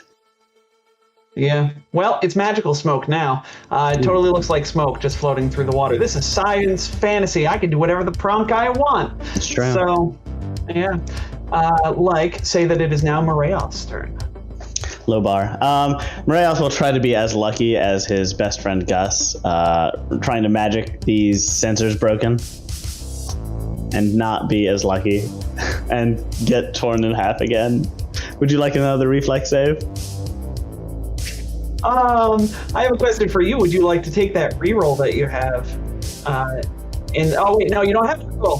Sorry, false hope. No. It's okay. Just I don't need stamina anyway, so let's go. Let's Yeah, go. you know what? 15. That's Yeah, stamina. lay it on me. Lay it on me. This is fine. This is Everything fine. is fine. Double check. Oh yeah, no, that's not gonna be enough. This is turns out pretty good at killing things too, as you take 29 points of slashing damage, Moreoth. Really gets a reflex save? Oh my So god. unfair. Oh Oh, god. Moreos is half That's- dead. Actually, I looked at 3/4 that. dead. Taking, I'll peek behind the curtain here. Sloan is taking 2d8 slashing damage. Moreoth is taking 10d6. Yeah, that's fair. Okay. That's why Moreoth gets this reflex save. Just skill check and a reflex save. Yeah. All right, so worst news for you all, my friends. Round 3 happens, and what happens on round 3? It gives We up. win. We win is what We happens win? on round 3. Is it? Oh, Is no. it we win? It falls apart all by itself. Yep, it just falls apart. And, but no, that's what you wish would happen. You wish. It is. In our dreams, it just falls Yeah. apart. Let's see. I'm going to have Let me This grapple one that arm here. and turn the saw blade on itself. this one over there. Flip it over into the sand. Just wah! Oh wait, wrong character. That's Hypel. All right. Yeah. So, these... Kalo. Nope, not that one. Nope. back, please. Thank you. I almost sent my notes that I have on the GM layer up to the token layer. That would have been very embarrassing. Something for me to do. Yes, talk him down. Get him to join our side. To do. So yes, Sloane's gonna talk these Kalo down, of course. No, I don't picture Sloane talking these Kalo down as 4 Kalo emerge out of the seas around you, out of the inky darkness. They are very stealthy swimmers, so they manage to get pretty close to you before you notice them. They are going to roll initiative. Oh dear. And enter the fray. I Yeah. disapprove. Yeah, of it's this. Wrath is concealed by a cloud of their own blood. oh god, what? No, you know what? I probably don't want to know. I mean, you probably would be underwater if you're Yeah. bleeding. Yeah. All They right. are really cloud. The live bugs would be concealed in a cloud of dead bugs. Yeah. Yes. Using Oh, them yeah, as that's just a swarm of shields. dead You need- bugs floating there. You Nothing need to stop live. rolling so well. Gross. I wish I could. I really do. What the So prog? so we are now on round 3. Auntie Nuna, what do you do?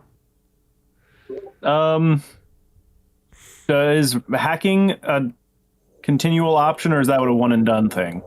You can continue to hack. Is it a standard action, or is it a full action? Full round action. You can also, to give you options, Marayoth has lost a lot of all of their stamina. I don't know if you can see that, but I would consider this Harvester to be a significant enemy that Marayoth is fighting against. So I would allow you to give a stamina boost back to Marayoth if you so choose. Which is what now? Inspiring boost? That's a I standard think? action. And it is... Assuming it is up to date, you get 15 stamina back. Hooray. And she will move action. Get Let's see. How about purple there? Quick question, Leif. At the very bottom, it says at 6th level, you can also spend 1 resolve point to add your envoy level to the number of stamina points regained. Seeing as how Marayoth is super messed up, would Auntie Duna do that? I don't know. She only has 4 resolve points left. It doesn't look like she has a lot. But, Yeah, that's not a lot. probably. This is the last resolve point she will spend. So gain another 6 back. Yay. That's like one whole failure on that, Simon. Almost. Right. Almost that much. Almost that much. So, and then Auntie Nuna, Get'ems. Where was it? I will put the. Oh, I can't put the get 'em. It's on purple. All right. Get him on purple, which is a +2 now. 6th level. Y'all are going to live forever. Sloane Rider, it is now your turn.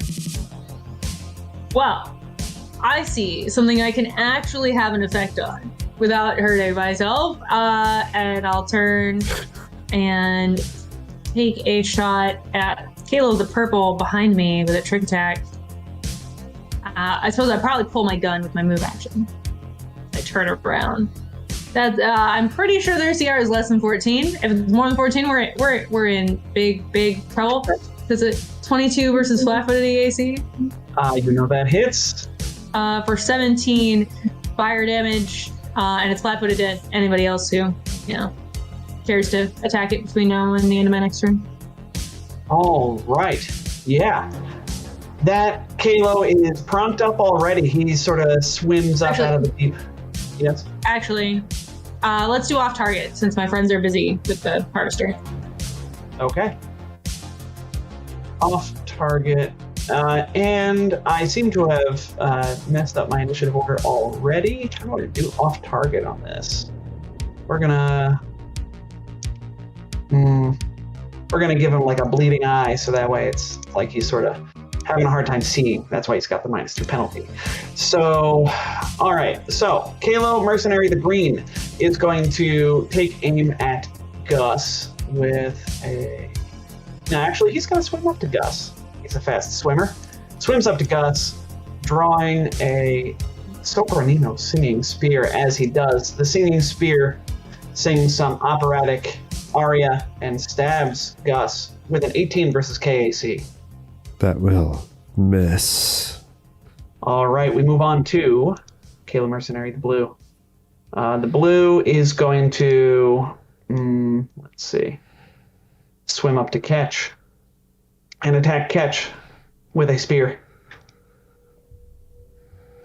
That is another 18 versus KAC, Catch. 18 meets. Please take 10 points of piercing and sonic damage. And we will move on to Kalo Mercenary, the purple. That's me. Kalo Mercenary, the purple, is going to sees Sloan turn to engage him and will respond in kind, swimming up, taking out a spear, stabbing with a -2 penalty to this. I can't stop rolling 18, so that is a 16 on the attack, so that's probably going to miss Sloan's KAC. Oh, sorry, one more time. 16 versus your KAC. Oh, yeah. Yeah, by a long shot. Yep. Catch, we're on to you. You have a Kalo in your face all of a sudden. What do you do? Yeah, you like putting melee in my face, don't you? This is specifically their tactics here, yeah. Well, I'm gonna make you guys wait while I figure out what I'm doing then. Perfectly fine. This is the high quality content that we're all here for. Mm-hmm. So, lovely underwater weather we're having, isn't it? Catch Honestly, will just shift back and shoot this guy. It is pretty. All right, Catch takes a step back and shoots. And gets a crit. Oh, So I'll roll an additional 2d6. So that's 8 more damage. So 13 plus 14 plus 8 is 21, 35 damage, and he needs to do something or be deafened. Or just I imagine it's a fort save. I imagine so. We both have pretty good imaginations, so I'll roll a fort save. I got a 24, so That that's gotta probably do makes it. Yeah, he rolled a 19 on the die, so no matter what, no matter what kind of save, that is gonna do it. But man, that doesn't stop him from reeling backwards as you just open up with Big Daddy and blast him. He nearly flies back 5 feet. And it is Kayla Mercenary the Red. Mercenary the Red is... What? I hate this one. Yeah, I'm sure you do, because you know what he's going to do. He's going to swim up to Marayoff, and he is going to stab Marayoff with that singing spear. Goes, yo! And gets a 22 versus your KAC. As a hit. Please take 15 points of piercing and sonic, my friend. Marayoff is getting beaten up today. Not as bad as getting harvested, though. Oh, that's sad. All right. Response. Yeah, so Marayoff will desperately, trying not to die, take that spear away from the Kalo, activating attractive force to disarm him. Okay, making this as a ranged attack will provoke an attack of It opportunity. will, but after the action. That's fair. Interesting. Yeah, because, yeah. Okay, please continue. 34 will successfully disarm that spear. I think so, yeah. I was going to say you hate to see it, but this was still a pretty important roll, I think. Yep. So I'll take it. That's a nat 20 at home, for those of you who are wondering. But yes, you'll take it, and you'll take his spear, and then he doesn't have a spear to stab you with, so it's all coming up Marayoff. You're going to live forever. Gus, we're on to you. With my 15 hit points, yep. Gus is going to wrench his arm out of the machinery and kind of pull it up above his head and manifest the hilt of his angel wing facing down and activate it. That's his move action. It sounds all wordy, but he's just drawing his weapon, manifesting his weapon. Activate it, creating a rainbow-hued cloud of steam, and he's going to just stab down at this Kalo. All right. A 20 versus EAC for 18 electric and fire damage.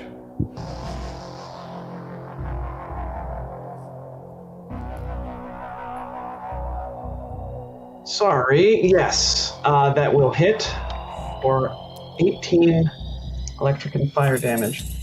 Yeah, he suddenly doesn't look nearly as confident in his abilities to take you on in one-on-one combat, but that's okay. We are on to round 4. What does Auntie Nuna do, Leif?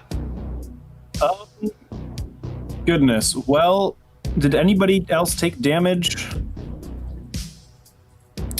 Marath, but you already... Marath. Has to be other than Marath, right? Yeah. Yep. She could hack the machine again. Hearing none. Yeah, I guess we haven't really had much trouble with AC, and now that I've said that, we're going to have trouble next round. But she will begin hacking again. Okay. We need to get more successes. All right, so that is 1 round of hacking for Nuna. Sloan, we are on to you. All right, let's shoot that Kalo again. Hack that guy. I imagine EAC is definitely less than 16, but that's a natural 1. Yep, that is a natural 1 on the die. Oh. Prophecy was correct. So that is going. Get him does not help with that one. No, unfortunately. there's And no get him helping the nat 1, sadly. Do we have any rerolls? No, I don't think so. there's nothing in the If we had queue. rerolls, I would have rerolled one of them reflexes. Oh, I assume the audience is just holding on to them for when we face the big bad. Makes well, sense. I think our ogre fight on the other show really ate a bunch. It happened Butts double for sure. Yeah, Butts double Yeah. saved my life and yours. Uh-huh. So, And having pissed it off, Sloan will fall back a little bit. okay. I have 30 She's or taking she is not guarded stepping, so that is going to be an No. attack opportunity. It is indeed. You try. Purple Flames. Still off target till the end of my turn. Or no, it's the beginning of my next turn. That's a lie. Yeah, it's the beginning of Don't your next listen to turn. Either way, it's a 14 on the attack roll, so Yeah. that's going to be your KAC. Man, I swear, these guys are really scary when they hit. Caleb I'm scared. is going to attack. Hey, thanks, DFN, for that reroll. Green attack. Gus. With the singing Bring spear. it. Oh, I brought it. That is a natural 20, my friend. Or is it? Or Or is it? Just wait. oh, do you have that thing? Nope. It is, but I had to check. Okay, that is perfectly fine. Oh boy, so that is 30 points of piercing and sonic damage to you, Gus. Okay, so As 30 Halo. minus 6, so 24. All Do I right. have to save versus anything? It's a sonic weapon. Yes, in fact, would you please make me a save against confusion? Is it fortitude, will? I'm gonna let me double check. Starfinder, crit, confuse. Nope, not confused about critical hits. I want the critical hit. Here we are. Will saving throw. Will. Also, sorry, I didn't think of it until just now. Could I spend a reaction to mitigate some of that damage as well? Oh, absolutely. Okay. So did I already apply it on my? I did already apply. Anyway, I'll do the will save and then I'll fix it. I had to roll a 19 to get that, a 22. You have cleared the DC by far and away, so that is, you are not confused for 1 round. If you're stabbed by this singing spear, what kind of damage are you talking about for reducing as a nanosite? Defensive dispersal, and it will be a total of 10, so I get to add 10 stamina back. Nice. So, and on top of your piercing resistance, that's probably, I mean, still a palpable hit versus Gus, but not as bad as it would have been against any of the other teammates. Speaking of, Blue is going to Catch hit him really hard, so he's just going to swim up to Catch, and he's going to stab Catch again with his spear in a last-ditch effort to do some damage against this jerk. That's another 18 on the attack roll versus your KAC, so 11 points of piercing and sonic damage. Kayla Mercenary, the purple, is going to swim after Sloan. Very fast swimmers, Kayla, and take a stab.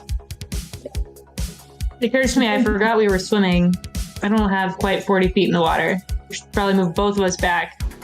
Okay. 20. I will move you. Oh, that's fine. Give me that. I'll move over here then. But that's a 14 versus your KAC, so that's going to be a miss. Catch, we are on to you. Catch glares at this guy and shifting back again. There's nothing I can do to increase my Shall we dance? Yes. They dance and they cry.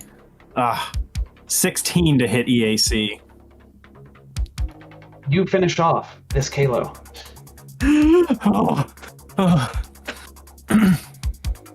All right. Okay. That's one down. That was just kind of big. hovering. Yeah, that was big. We are on to Kalo the Red, who, lacking a spear, is going to draw a rifle and shoot you from point blank range, because that's where we're at. That's what you forced me to do. That's an 11 versus your EAC, so that's going to be. Does Simon get an attack of opportunity with the spear that he just disarmed? Technically, yes. Well, we'll take it. one-handed or two-handed? Is the spear one-handed or two-handed? I have two. Oh no, one hand has to hold the flare, right? Yeah, it's probably two-handed. Let me double check. It is a spear, hands too. So you could not make it unless you drop your flare, which I don't know what to do. All right, nope, I don't. Spears can totally be one-handed, but I will not argue the point.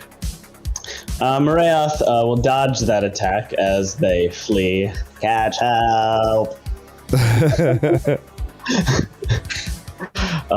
Firing wildly over their shoulder at Red. Behind the colony. Trying to grab the gun also. That's a great way to disable these Kalo, I tell you what. The gun flies through the air and lands at, I guess, Catch's feet. You can use this maybe. You might enjoy this. I got you this. All right, so yes, that is a successful disarm. I am going to mark that this guy has no weapons somehow. He's screaming in shock that he doesn't have any weapons. And it is now Gus's turn. Gus, you just took a big hit from that singing spear. What is your response? My response is swift action reactive repair. I'm going to be spending a nanite surge to activate my fast healing and my temporary hit points that will kick in next turn. And then I am going to shift the grip on my blade and sort of bring it down and just a diagonal slice across their torso. Fanning out another rainbow banner of steam. A 17 versus EAC for only 15 electric and fire damage. That is going to be a hit. And this Kalo as well will go down. So, that I still have a move action, I think. I will start swimming. Yes. I have 20 feet of swim speed. I'll move there. Okay. That was big. Round 5. Auntie Nuna is in her second round. Leif, would you make me a very important computers check? Yes. Very important. Very important. That's only 17 plus 3, though. Do we have any rerolls? We do, but I don't know if I DFM want to use them on this. Really? I mean, it's a 4. Tom said very important. Yeah, we need this, I think. You may use it if you wish, or move on. If you guys think I should, I will. He literally said very important. I don't know what more of a signal you need. Also, even without Tom saying anything, I feel like we need to continue to make progress on the harvester, I've and marked it. Nuna's the only one. I've marked it. Nuna's not the only one. Nuna is, in fact, the slowest to make progress. It takes her 2 rounds to make progress, whereas... I understand, but we've taken turns off to fight the Kalo, and she was continuing to make progress, is my argument. All right. That is a success. You have got one more success. You are at 7 successes. This machine is slowing down. It is not done yet, but you are making really good progress, my friends. We are on to add a slow sense rider. of drama, it's getting closer and closer to the Oh yeah, it is that matters. over. It is about to move forward to chop down more of this algae that's ahead of it. More of this. Oh my god, we're a fern gully. Yeah. We Or are Avatar. indeed. Blue people Avatar. I'm gonna shoot the one in front of me, the purple one. Trick tag. It's not gonna trick, but it's a 30 to hit. 30 will hit. Only Tender 6. Hope. 6 fire damage though, and then I'll move 20 more feet. All right, that will provoke, of course. Uh-huh. But I also got a nat 1 on my attack roll. That was the minimum result. I rolled a 1 on the attack and the damage. We move on. Pretend that never happened. That Kalo's dead. Oh, that Kalo's also dead. See, y'all are doing fine. This is going swimmingly. Yeah! All right, so, you know who's not dead? Purple. Purple is going to, let's see. That operative keeps shooting him, but this noir seems to be wreathed in, like, nanites that are rapidly stitching his flesh back together and stuff. He looks pretty scary, so we're going to try and stab him. That's horrifying. Yeah, it my really wounds are is. glowing an orangey red. Yeah. Thinking about Gus is often an upsetting thing. As sweet as Gus is, a lot of his abilities are pretty crazy. That is a 15 versus your CAC. Oh, that will miss. I will say, hands down, if I could, in real life, if I had the opportunity to host a nanite colony like Gus, I would say inject away, because I think it'd be fun as heck. Oh yeah, he's super cool. Don't get me wrong. Depends on whether their incentives are aligned with your own. If it was a Gus scenario where they were cooperative, Sure, yes. sure. Catch, you are up. Maria has fled towards you. Yeah, Ketch looks at Maria. Ketch looks over at the Kalo, who has no weapons, and says, looks like you got this, Mary, and then goes ahead and makes an engineering check. And he is glaring at me, us. That's a 29. You Engineering need check. it on the nose. Oh my lord. Oh, that is 8 successes. How high do you think you can push this number before this machine shuts down? We will find out. Guessing 10. Kalo, Mercenary, the red, screams in frustration. You don't hear it. You just sort of see through his little, his environmental suit. I forgot I was going to tell him he can just surrender if he wants to, but I don't know if that would translate under, 25, 35 feet of water. Probably not. Red is going to... I mean, nobody picked up that gun. So he's going to swim over here Come and get it. and take this gun. And then he's going to shoot. Well, no, that's a move and a move. Because it's a move and then a pickup move. Yeah, he runs over, he picks it up. You're right. Yep. So he does that because that's his only recourse. And then it gets taken away again. Maria? Ralph will, I guess, like, sheath the spear, whatever that means. Like, pull it into the colony. He'll stow it. Stow the spear, and then grab that gun again. Maybe. If the dice are kind. Someday. They are kind yeah. today. That's going to be a big disarm. Doing a big oof for this red Kalo as his gun flies once again from his hand into this weird swarm of bugs. Butterfingers. Right. So Gus is going to get 3... Oops. No, don't go away. 3 temporary hit points, and I'm going to recover 2 stamina. Then Gus is just going to sort of backhand... Actually, he's going to spear. Like, he's coming towards this creature, and he's just going to lunge forward, hoping to pierce through it with his with his angel wing, his prismatic steam cloud. A 27 versus the AC for 13 electric and fire damage. All right, that Kalo takes 13 electric and fire damage, just as you say. It is round 6. That Kalo's not looking good, by the way, I should mention. But it is round 6, and we are on to Auntie Nuna's turn. What would you like to do, Auntie Nuna? Get I him suppose make purple and red. Yeah, we can do that. Let's just do that. We'll get them purple and red. All right, purple and red. We move on to Sloan Rider. What do you do, Sloan Rider? Rinse, wash, repeat. I'm gonna shoot purple with a trick tack.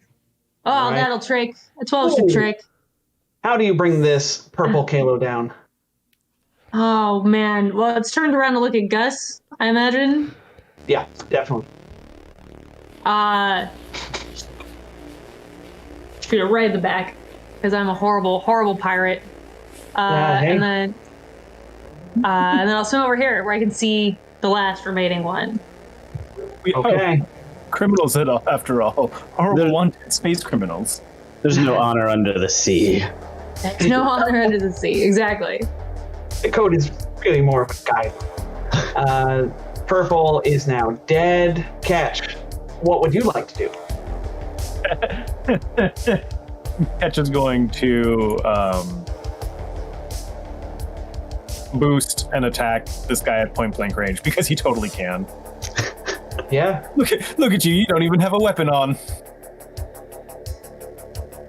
I'm scared. Oh! Come on. Eat it, nerd! Another critical hit.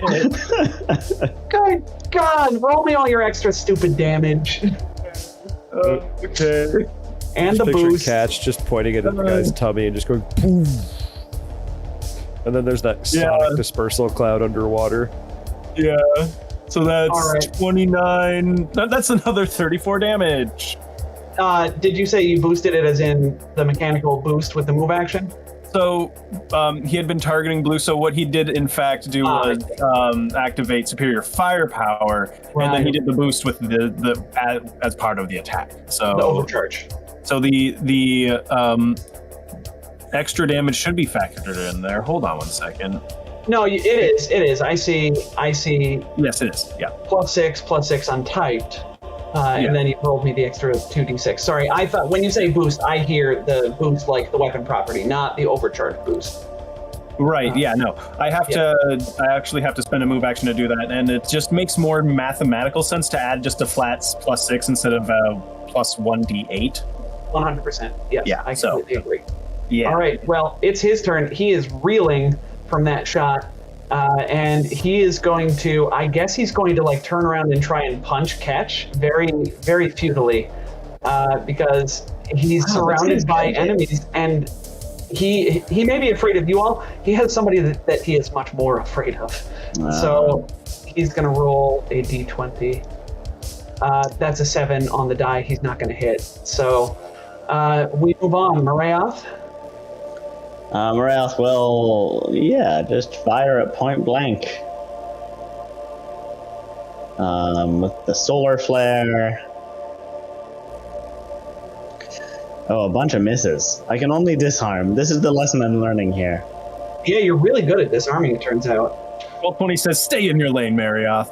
Okay, sorry. All right. Oh boy, it's Gus's turn. I mean, to be fair, he's real far away. Gus only has 20 feet of movement underwater. I can just get to By him. ripping a panel out. Combat banter. Yeah, pull a panel off. Yeah, I'll swim over here and I'll start trying to like pull some chunk off of the thing. I rolled a 6 though for a total of 10, so it hurts me. It does hurt you. You found the number once more. That is 10 points of slashing damage. And all right, here we are. It's round 7. Is that a good round? Oh, it's a great round. Gosh, I hope so.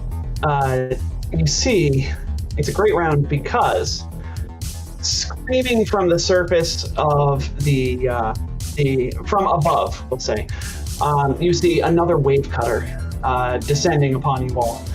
Out of this wave cutter swims. This wave cutter swims a dragon. What? Any dragon. Oh no! Averin Sacrion, and she roars, and somehow you hear it underwater. And I think as she enters and rolls initiative, that is a perfect time for us to go to break.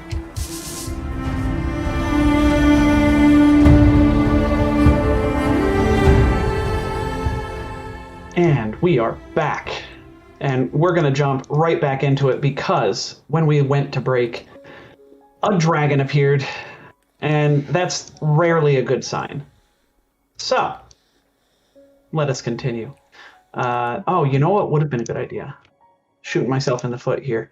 I didn't roll her initiative when she came in. So, let's bring her there. Excellent, excellent. All right.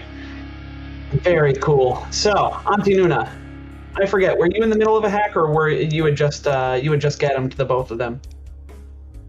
She had get them to the both of them. All right. Seeing this, I think Auntie Nuna is probably going to get him the big dragon, and also, is there somebody that took damage last turn? No. I believe Gus. Didn't Gus? Because Gus got stabbed, killed Gus got the crit. guy, and swam. Maybe. Gus would have taken. No, the crit was 2 rounds ago or 3 rounds ago. Gus would have taken that 10 slashing damage from failing to rip off important pieces or break important pieces. So right. Gus has taken, and that has been what I've done in the past, was allowed you to restore off of that. Then you get 15 plus 6, 21 stamina back, Gus. Is she's spending the resolve? Spending another resolve? Oh no, she's not spending the resolve. 15 stamina points back. You don't need that. That's fine. That gives me a decent chunk of stamina. And you've got fast healing to your stamina. So Yep. so those two things. For Auntie Nuna. All right. The dragon, Averin Sacrion, leader on this project. Not that you all bothered to talk to her back on the platform. Is here, and she is get-emmed. Sloan Rider, what would you like to do? All right. Well, I guess I'm gonna focus on that dragon. Do I need to swim up because of the machinery, or? Yeah, the machinery, we'll say, is if you're.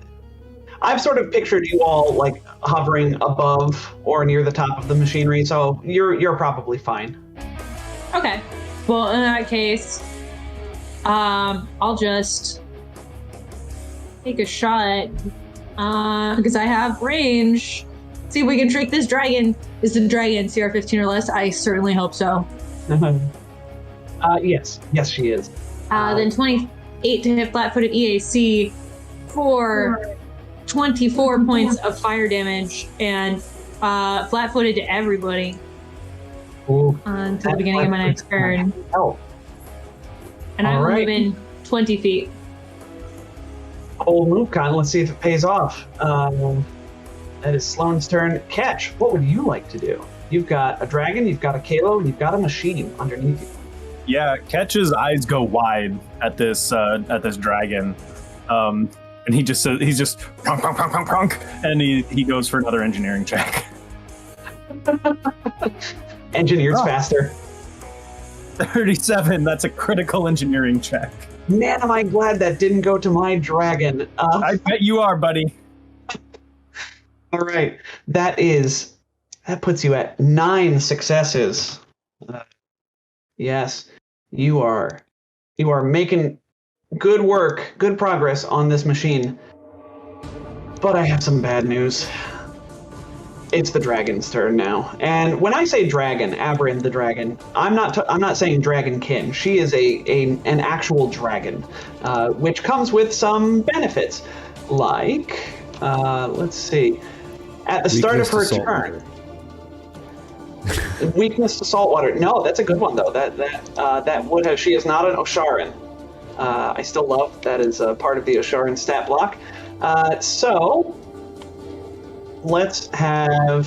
So as her first action, Averin is going to raise a data pad in her hand and grin wickedly and press a single claw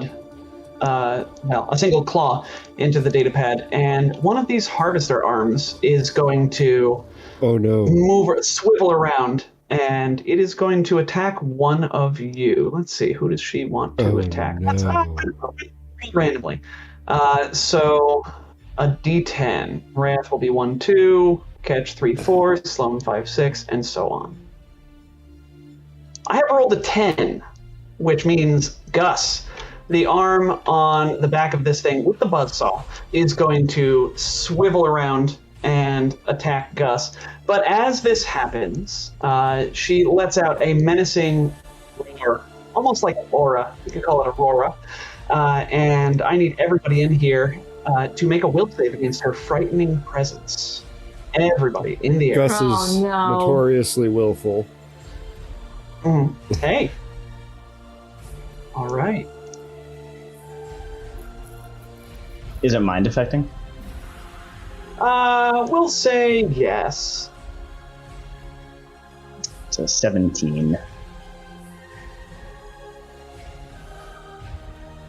Oh, well then Ketch is safe. Ketch has no mind. You wish, buddy.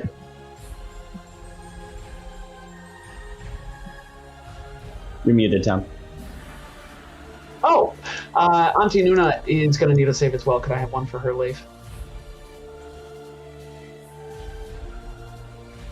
Ooh.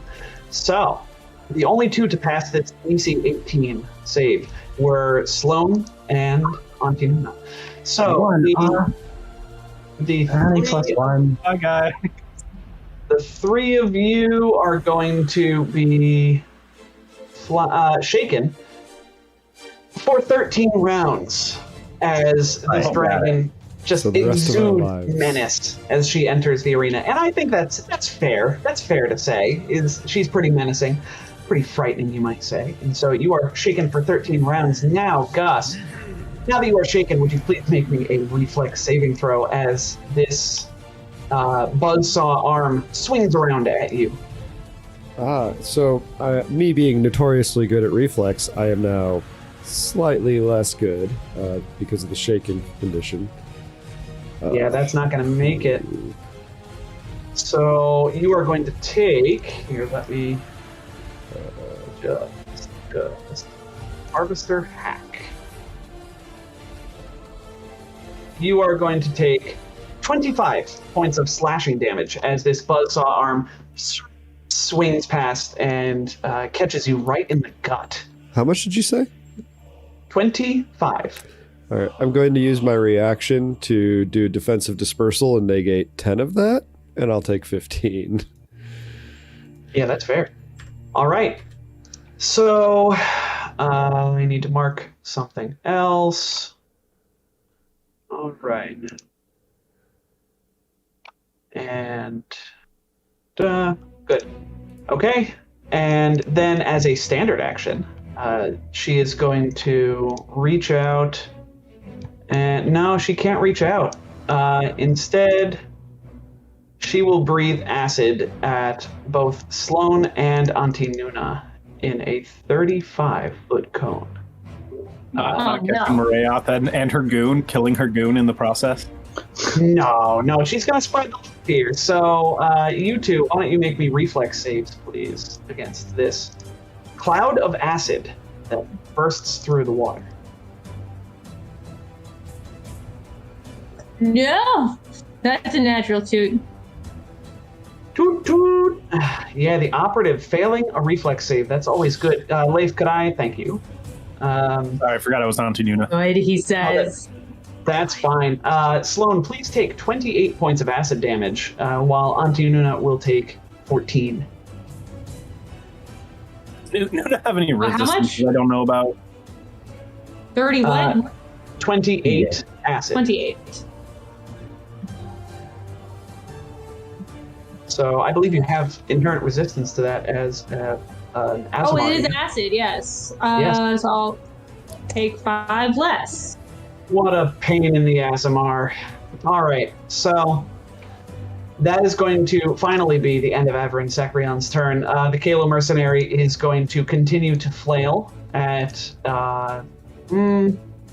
This time he's going to flail at Marayoth, and it's almost like he's saying, "Give me my spear back," but of course he can't hear. That is a natural 2 on the die. Toot toot. I just imagine him. He's just beating his fists against Marayoth's chest, just crying, "Give me my spear back!" Chest? Chests. Yeah. It's an Abdomens. anatomical representation of a chest. Marayoth, we are on to you. Marayoth will ignore this killer, and like rise up a little bit in the water and throw shit. Director Aline, your project is going smoothly, I hope. We hope. Eileen is not here. This is Averin. Oh, sorry. Your name is Averin. That was it. That's embarrassing. Yeah. And insulting for Averin, not even remembering her name when you worked with her. They're up. Oh, rude. Oh, so awkward. Averin is going to turn around. Her head swivels on her neck, and she hisses and says over comms. I guess the Kalo could have been talking to you over comms this time as well, but she'll say, "I thought I recognized you. How many sentient swarms of bugs does one run into these days? I will enjoy bringing you down for causing me all of this trouble." But how will you if you can't see? And then try to blind her and be real embarrassed if I miss. You got this. Believe in you, Marius. But I'm shaken. I have a minus. Ooh, 23 versus KAC. Oh, +1 because of Get Him. 24. 20 +2 Plus from Get Him two, now. yeah. Oh, 25. 25 versus KAC will beat her KAC. Yay! So as she turns her head to look at Marayoth takes advantage of that and bloops 2 beams of darkness right into her eyeballs. You're muted. Next turn, Marayoth. Steal the data pad. That machine's gonna kill us all. I right. should have done that. You're absolutely right. That is okay. Still a really good idea to blind the dragon. Always a good call. If you can Yeah, blind the dragon, 100% go ahead. good call. 100%. Yeah. Gus, Barrett Sinclair, what would you like All to do? right. Don't forget your fast healing. Thank you for reminding me because I was going to forget, actually. I got a lot of balls in the air right now. Figure I can help you out. Well, you also have a lot of balls, but I appreciate it. Yeah. Sorry, I guess I'll also, while I have the opportunity, move a little bit over here to be harder to breathe on. I see. Right. Yes. I swim here, and this is purely for flavor. It is not one of my gear arrays, but as Gus swims forward, he's just gonna kind of toss his angel wing into his actual organic hand, and a spike is gonna grow from the palm of his mechanical prosthetic, and he is going to attempt to jab it into the dragon. So what part of this is not a gear array? It's actually a augmentation. Oh, cool. Love that. And I've given it a little bit of name flavor, but it's a venom spur. I'm picturing it as him injecting nanites into her body, assuming I hit. I rolled. I clicked. You can hit. Let's see. I clicked. Is it the asking for a button. full attack? It's asking for a full attack. Why? I'm not seeing that anywhere. I just saw it on the Twitch stream. I mean, it's not showing up on my screen. I don't know. Let me try. There it is. Submit.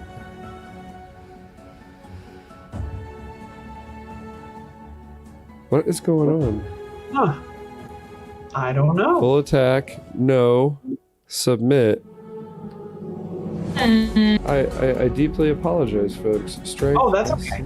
It's just going to make the build up even better when you hit, right? Melee, specialized damage. You could just roll the d20. I could. I just don't know. I tested this before. I don't know why it's. Yeah, weird. All right. Well, it's a d20 plus 10. A 19, I'm assuming, is not going to hit KAC. Are you factoring in Ghetto? I did not. So. Are 21. you? And she is flat-footed. With all of these things taken into account, that is a hit versus flat-footed. So it's 1d6 plus 10 piercing damage just from the spur itself. And where is it at? I again, I deeply apologize. Expected my macro to work. Oh, pardon me. That's okay. Well, that works. It's a swift action, but only while you aren't holding anything in that hand. While extended, it's a one-handed basic melee, 1d6 piercing. Automatically injects venom into a struck target. An affected creature can attempt a fortitude saving throw DC 10 plus half my level plus my constitution modifier. So it's a DC 17 fortitude save, which it's a dragon. It's probably going to make it. Let's check the fortitude save. Yeah, fortitude's a pretty good save for her. But I'm talking hot flame. Oh no, that's a save. She got a 19. Save. So she succeeds at that saving throw. So no additional effects. It just says make this save to resist the effects of the venom. On a failed save, they take 2d6 immediately and must attempt a new save every turn to continue taking damage. So Gus was trying to inject his nanites into her body to ravage her from within, but just stabbed her. Okay. Well, you still did 15 points of piercing damage, right? 1d6 plus 10. Yeah. So you're still coming out ahead on that hit. Not bad. And we are on to round 8. Auntie Nuna, what do you do? Maybe get the dragon and... Yeah, gonna keep getting the dragon, and is going to, I suppose, attack as well, because I don't know what else Nuna can really do. The machine, since we haven't finished. Hacking the machine is a full round action. Yeah. So it's going to be either hack the machine or get him. And I think... No. The get him's more important. I think get him and this pistol here. Ooh. 26 to hit the AC for 6 fire damage.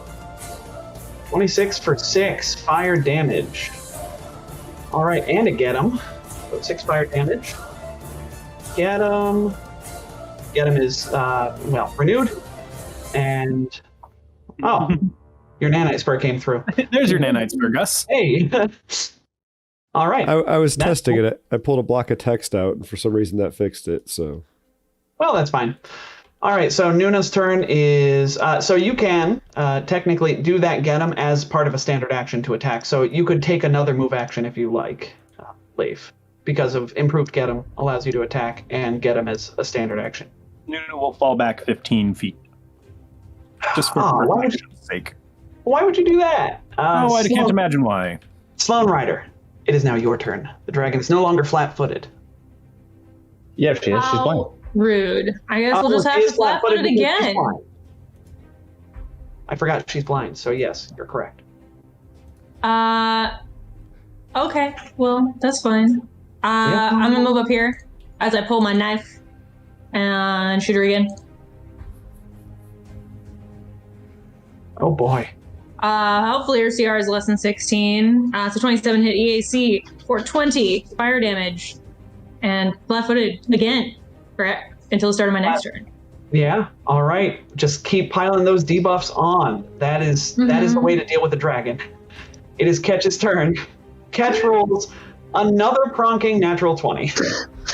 Nice. I think every side of this die is a 20. On engineering. Hey, Okay. I'm not complaining. If it gets that machine shut down... Say that should be success number 10. Let's see what happens, guys.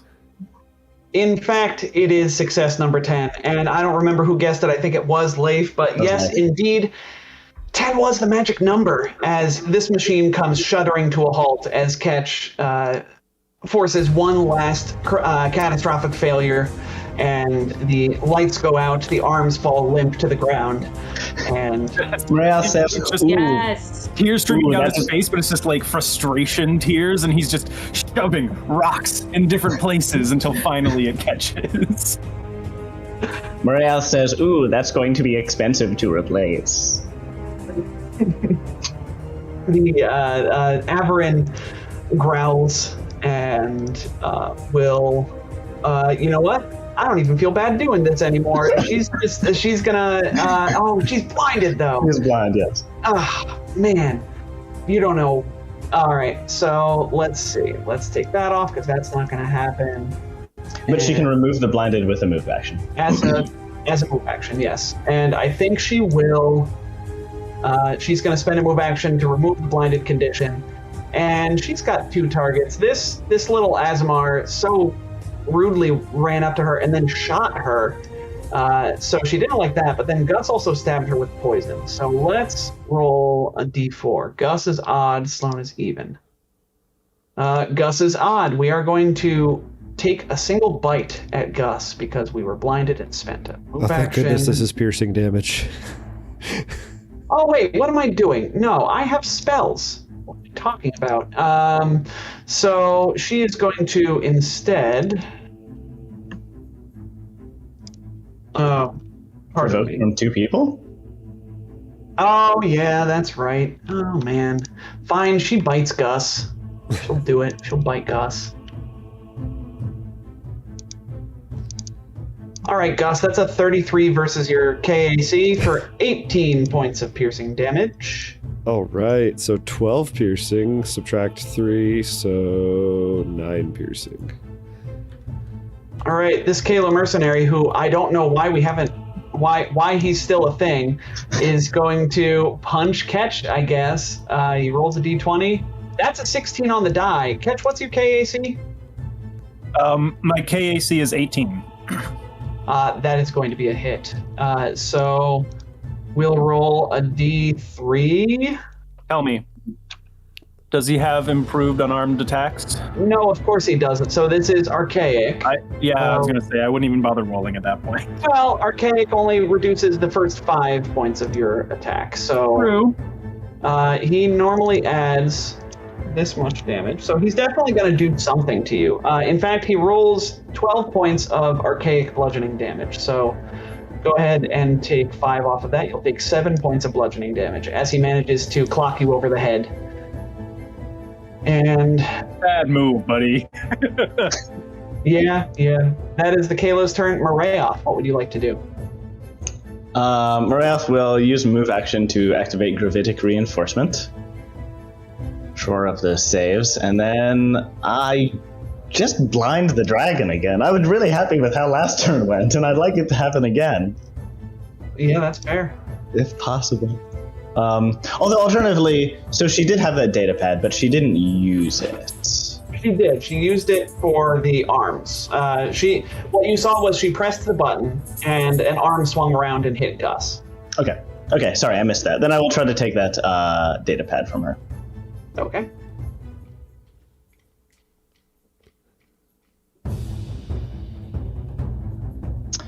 Ooh.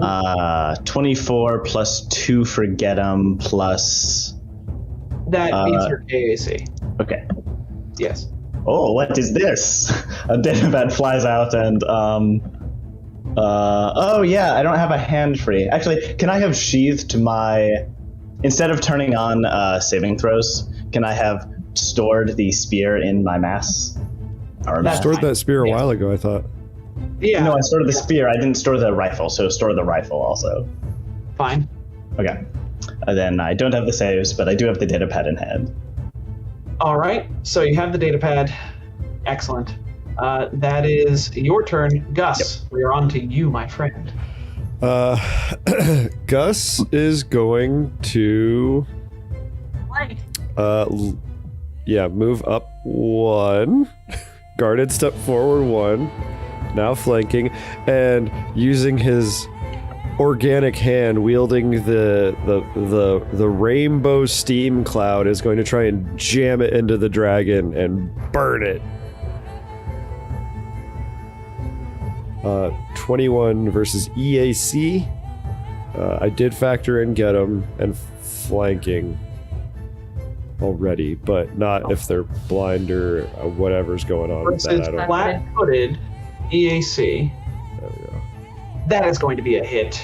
21 electric and fire damage. Oof. Chipping away Your at this armor dragon. means nothing to our debuffs. Yeah, it really doesn't. That's like a cumulative +6 to that hit. Mm-hmm. Counting flat-footed as a bonus, which I don't generally. Right, so round 9. Auntie Nuna. Is going to do what she did last time. She's actually going to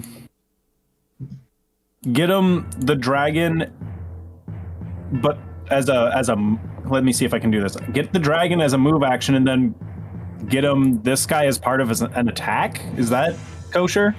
I think that's how Liz was doing too. Yeah. You can get him as a move action, then get him as an attack. Yes. So who do you want to get him as a move action? The dragon. Okay, dragon is get him, and then Even if She you- attacks this guy over here. All right. Even if you miss hit. the attack, the get him still happens, though. I think. Yes. All 18 to right. hit EAC. Auntie Nuna manages to put this guy out of his misery. Oh, fantastic. Sweet. As he falls, he says, "Thank you." I don't know why I'm still fighting. All right. That's Auntie Nuna's turn. Sloan Rider, what do? Oh, you know what I'm gonna do. I'm gonna trick attack with my microwave scorch gun. A 19 hit flat-footed EAC. Because yeah, a 17 is definitely gonna hit. A 17 is yes. So CR. 19 versus flat-footed EAC is going to be a miss. Oh, Did you? that's beautiful damage. Should I re-roll that? Nerds? Yeah. It's only a 6 on the die. Yes. How many rerolls do we have left? 2. All right. I say do it. Yeah, go. All for it. right. I'm gonna take the spare from Drunk Fat Ninja and see if we can roll better than a 9. Oh!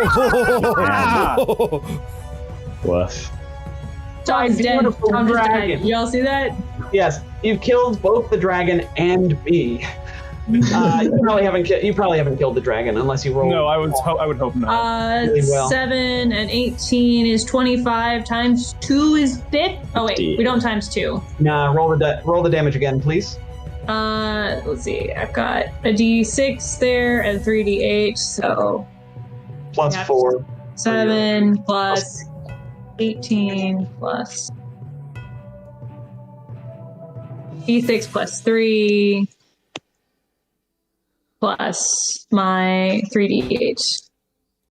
So this is gonna upbeat all the damage. One roll is 40, almost 50, almost. You gotta hate it when the operative gets a crit as the You GM. really have to hate it.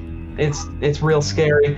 That shot rocks this dragon. Rocks Averin. She does have a name. I keep just calling her this dragon.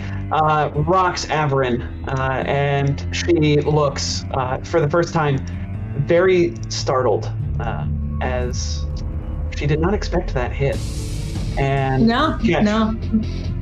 Yeah. I'm sorry. Do you have a move action that you would like to take, Sloan? No, I will throw my move action in the trash, but I do apply flat-footed again. Yes, So indeed. my next turn. I'll say. All right, Catch. So, Catch, with his hand on the hand cannon revolver that he got from the last time to draw and shoot at this guy point blank, notices the guy kind of like do one of these like, and then like float to the bottom, sees Auntie Nuna behind there, gives her a nod, and then just hand back off, swings around to the dragon, and his horns begin to glow. And that's his turn. All right.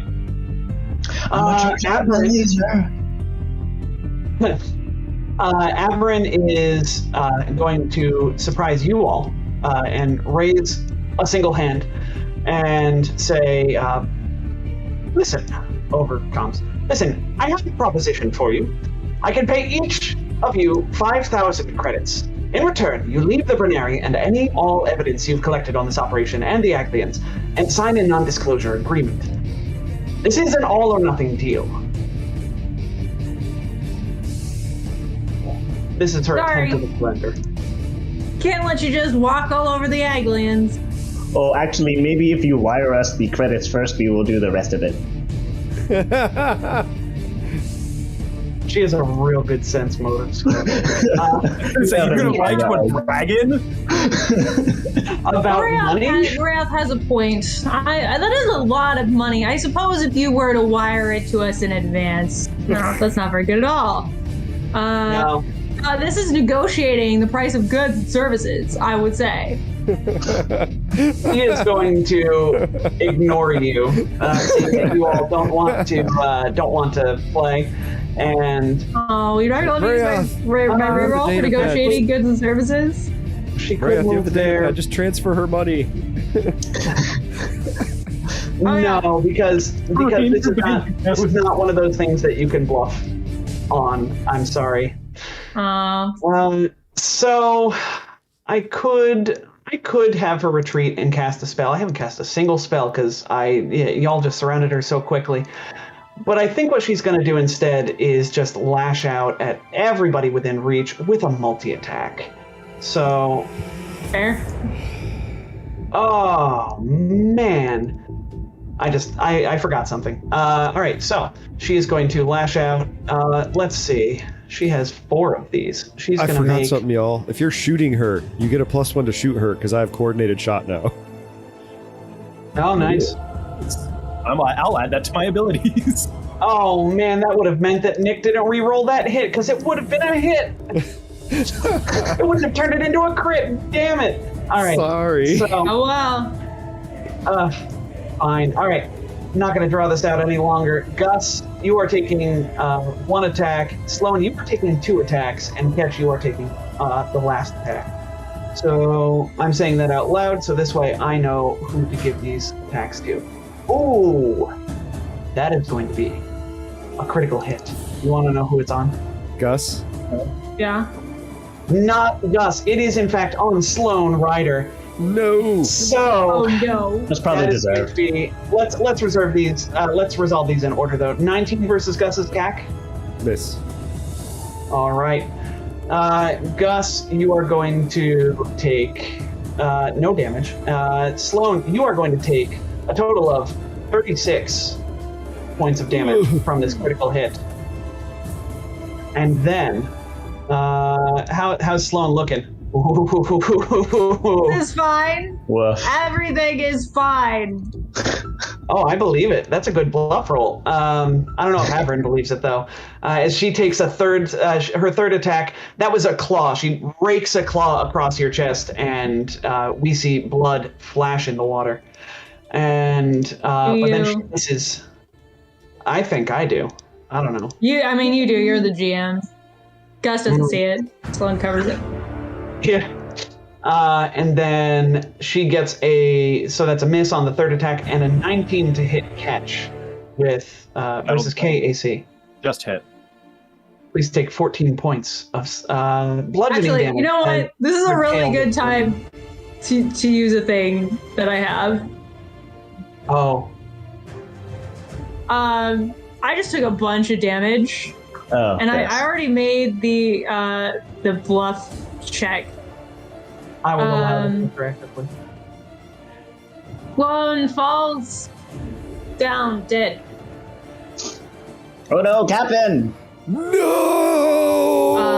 And this is the DC is equal to 10 plus your opponent's total sense motive skill bonus, or 15 plus 1.5 times the opponent's CR, whichever is higher. All right. You said 10 plus sense motive or 15 plus 1.5 times CR? Mm-hmm. Okay. So... Or it believes I am dead. Do we get perception checks too? You have I'll to... allow you each it doesn't say anything about my allies. No, it doesn't. So you know what? I'm gonna let this hang. That bluff check is not enough. Oh no! I'll say, Drunk Fat Ninja just gave you a +1 if you use that +1. I'm totally using that +1. Don't die. Just do a murder? Yep. I'm gonna use it to die, Ninja. Yeah, that's pretty funny. So dead. going blatantly against one of our biggest fans' wishes, you die with this +1. And Dead. Averin. Very convincing. Averin looks at all of you, blood dripping off of her claw, and grins a terrible grin. And that Kalo is dead. Maria, what do you do in light of this? Oh dear. Marios will look at the data pad that they stole, and are there any easy buttons on there that they can press without making an engineering check? No. Seems to, it was open to a program that seems to have gone dark. Seems like it lost connection to the harvester. Oh, right. Oh, man, I really shouldn't have bothered grabbing that data pad. All right. Then Marios will, shoot. Yeah, well, I'll just try to blind her again. That worked last time. Maybe it will work again. Can only hope. Can only hope. Well, 20 versus +2 for get him is 22, +1 for coordinated shot is 23, and she's flat-footed. And it's against That will indeed blind her. Yay! Right. She is. Our powers combine. Gus. Gus spends. I gotta deactivate flanking. Gus spends his last nanite surge, and he throws his angel wing into above him, and it just disperses into a cloud of like rainbow particles. And then he lunges forward, and as a swift action, he manifests his drill, and he just pushes it into the dragon. Ooh. Finishing with the signature weapon. 24 versus KAC plus I don't know what all's going on with the dragon exactly, but 16 piercing damage. There's a lot of status icons on that dragon there, and it is a good thing. That does indeed hit. Gus, Jet, would you please describe how you finish off Averin Sacrion? I picture its head's up here, so I don't go for that. I go for its body. I go right into its breastbone, and I just boring in this billowing cloud of red blood. Just, you can't even really see Gus anymore. There's just these like purple, blue, teal flashes as the drill is just lighting up from within because it's this no-qual drill, and he's just boring into her heart. You killed my captain! Yeah, and green acidic blood starts spattering out, and you connect with the heart, and all of a sudden, her body just goes limp. She collapses and begins to just float there, oddly serenely in the water, yet a little morbid. And thus does Averin Sacrion pass. Float up with one eye. Is it dead? Oh, hooray! Gus is... remember when Gus got confused and you all ran away? That's happening, but he's inside the body now. No. What do you mean? Like, he's just going berserk in there. Oh no! Oh, I guess she is okay. Oh yeah, Well, Mariath is telepathic. He would actually... Mostly okay. The hole is real. Help. That is a lot of blood. Gus will climb out of the corpse and swim over to his captain, and the drill will disperse into a cloud of nanites, and he will surround her in this cloud, and he will treat deadly wounds on his captain. Oh, thank you. I'm assuming we're still shaken though. For another 13, 14 rounds. I think I said like 17 well, before. Here goes. I only have to hit a DC 20. But I critically succeed. So I successfully treat deadly wounds, and it's been a while since I've done that, so I will look that up now. I just know the DC off the top of my head. It's you get plus your, I believe you treat it as plus your con mod for because of your nanocyte knack. Yeah. Yes. Well, it doesn't say that, so it might still be my intelligence unless you want to rule that because I substitute con mod for the skill, I can substitute my con mod for treat deadly wounds. I don't know. Let's treat it as int mod for now. That's but so it's your int mod plus Sloane's character level in hit points back. So yep, plus your character level plus 2, so 8 hit points. Not a ton, but not bad. All right. That's 5 times the hit points I had a minute ago. Oh boy. How many hit points did I reduce you to? 2. Oof, man, this close. I was like, you know what? Actually, on second thought, I'm gonna use that bluff to feign death instead of to pretend I'm okay. Let's pretend I'm not okay. Yeah. Sometimes you pretend that you're okay, but you're not okay. You single-bodied organisms have a lot more blood. It's like all blood in there. How do you even move around? You're right, Marath. It is all blood. I'm just gonna close my eyes for a minute. All right. And Sloane closes her eyes for, in fact, 10 minutes. Yeah. I think we all need to close our eyes for about 10 minutes. Gus is pretty fine. That was pretty rough. Yeah, if not for Gus's fast healing to stamina, I think I would have most of you in stamina points, or into hit points rather. That defensive dispersal and the regeneration are clutch with the temp hit points on top. But especially as the only front liner. While Sloane is recovering, Gus is. I think I got to so few hit points. Yeah. Yeah, no, you're right. You're right. As the primary frontliner, Gus is going to be holding his captain like bridal style. Oh. Sloane's asleep. Yeah, that's fair. You took Sloane, close your eyes.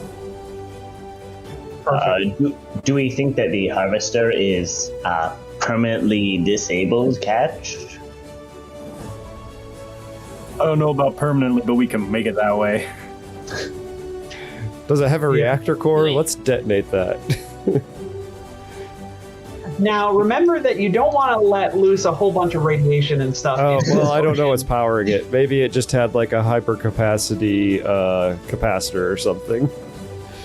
You are able to, now that you're not under as much of a time constraint, not that you knew you were under a time constraint before, you're able to more permanently sort of disable this thing, rip some more of the arms off, get in there, mess with the wiring. Yeah, we take out all of the stuff that would be like dangerous to the ocean and the environment, and then we leave the rest to turn back into a reef. Love it. Yeah. Okay, let's go report on a job well done.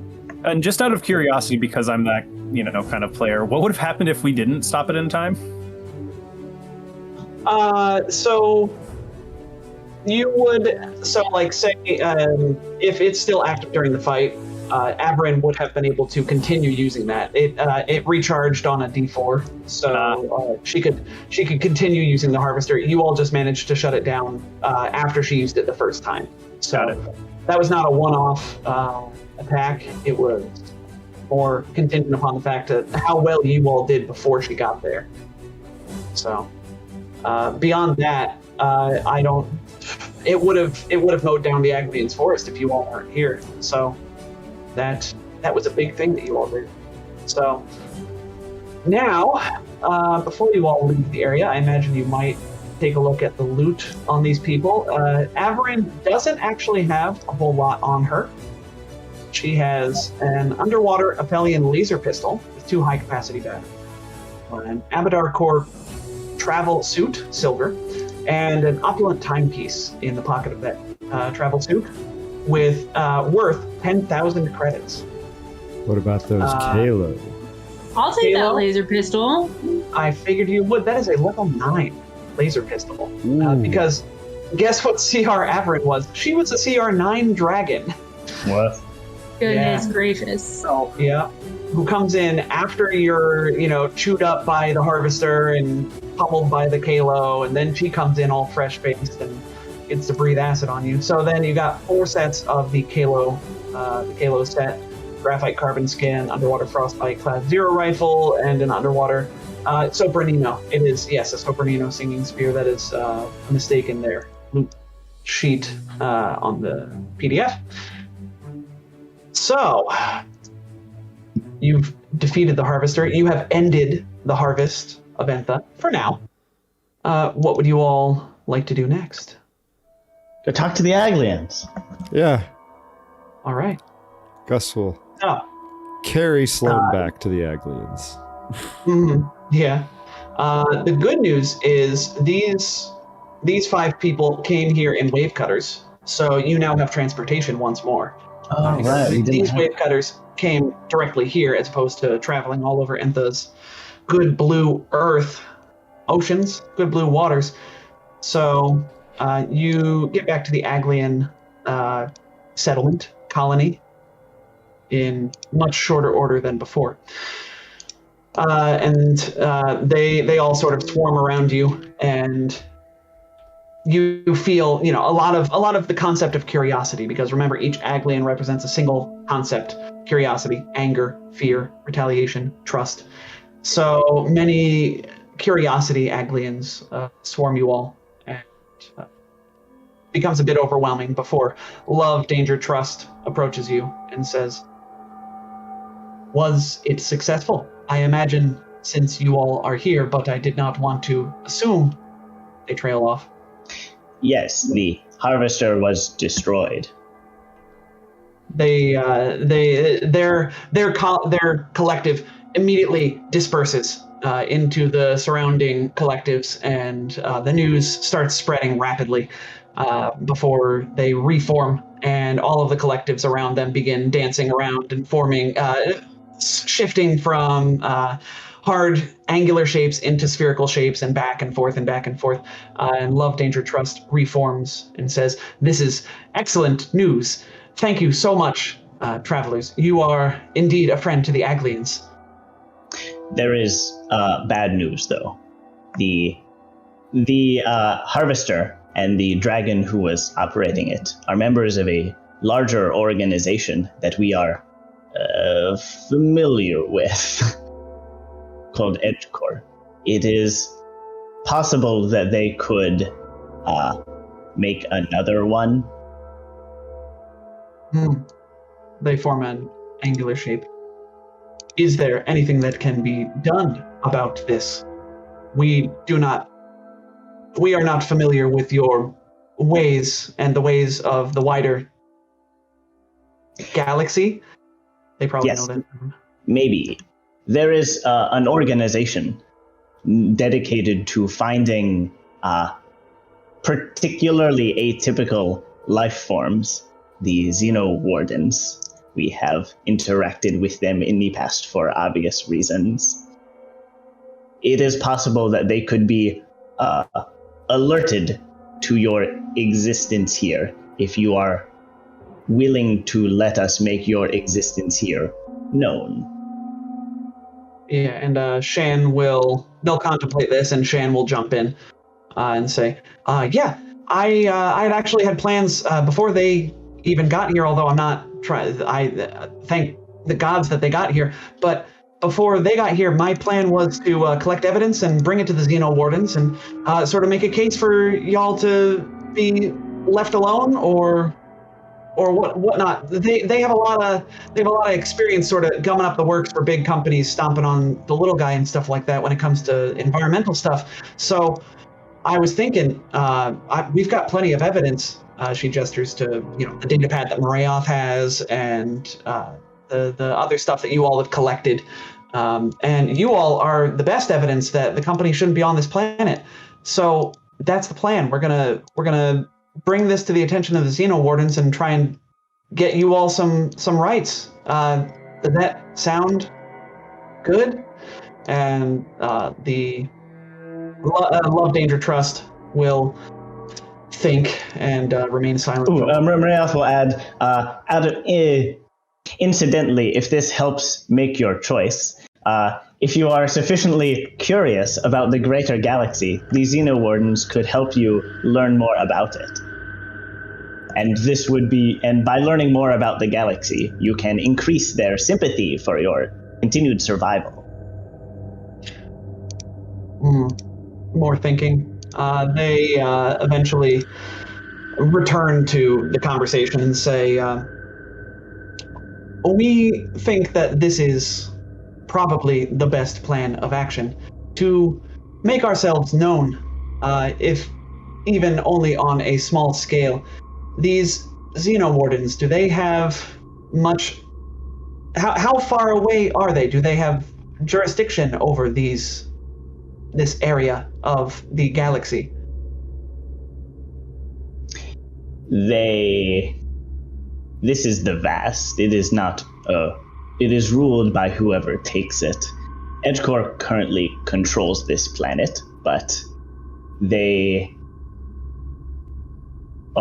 can be influenced by other powerful factions in the galaxy.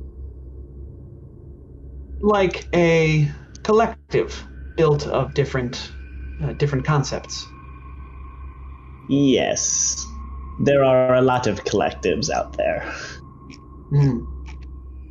And many of them are spread much further apart than you are.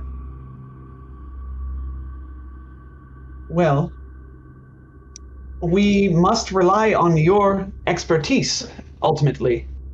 They flash from into angular, then into spherical. We will follow your advice in this.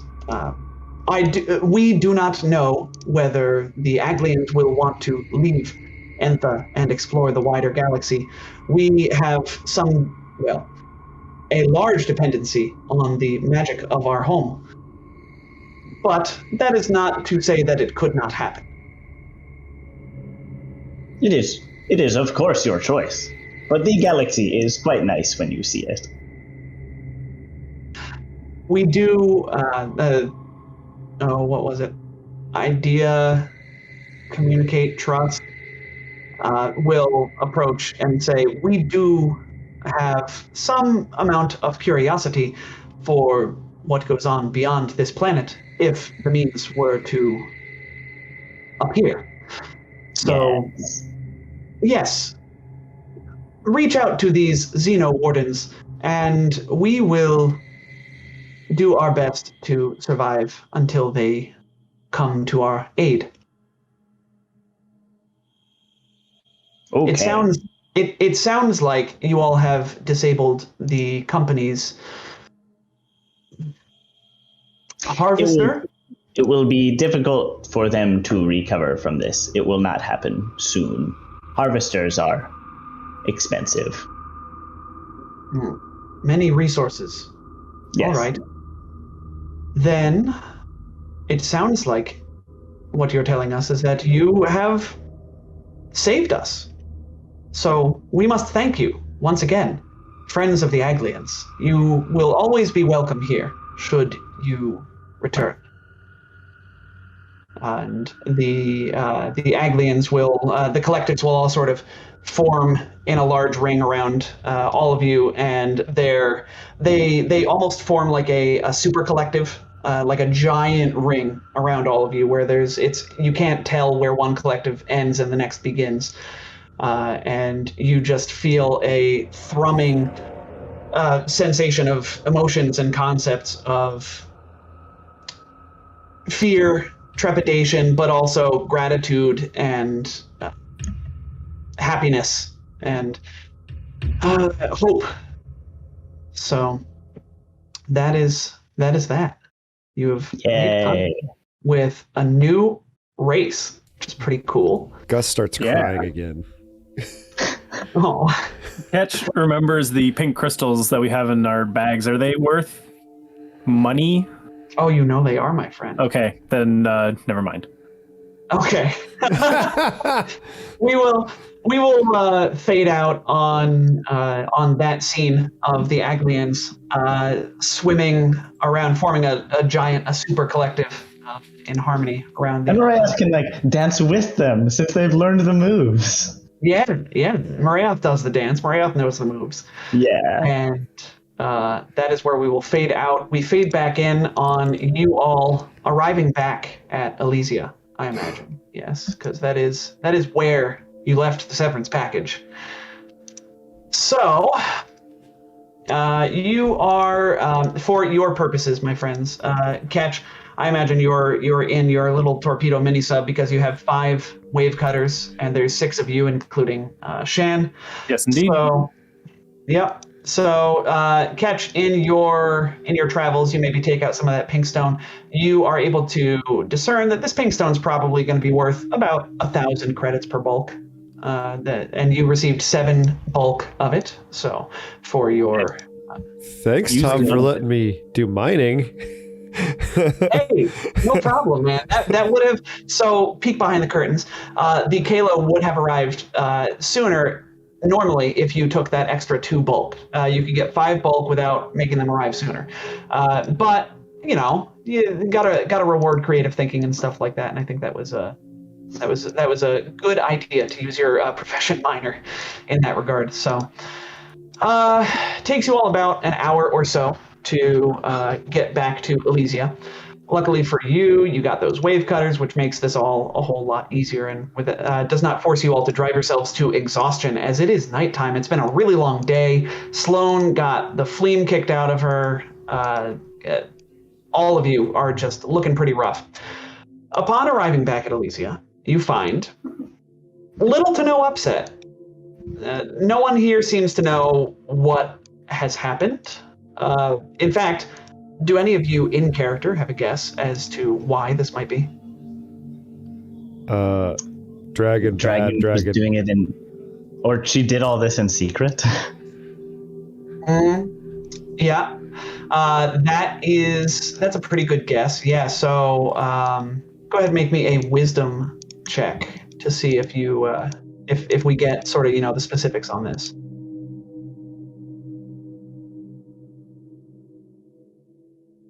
So I got a whole 16 on a wisdom check. Yeah, nice. Wisdom? Look how wise we are. Look at I got how a 15 on the die, so I got 15.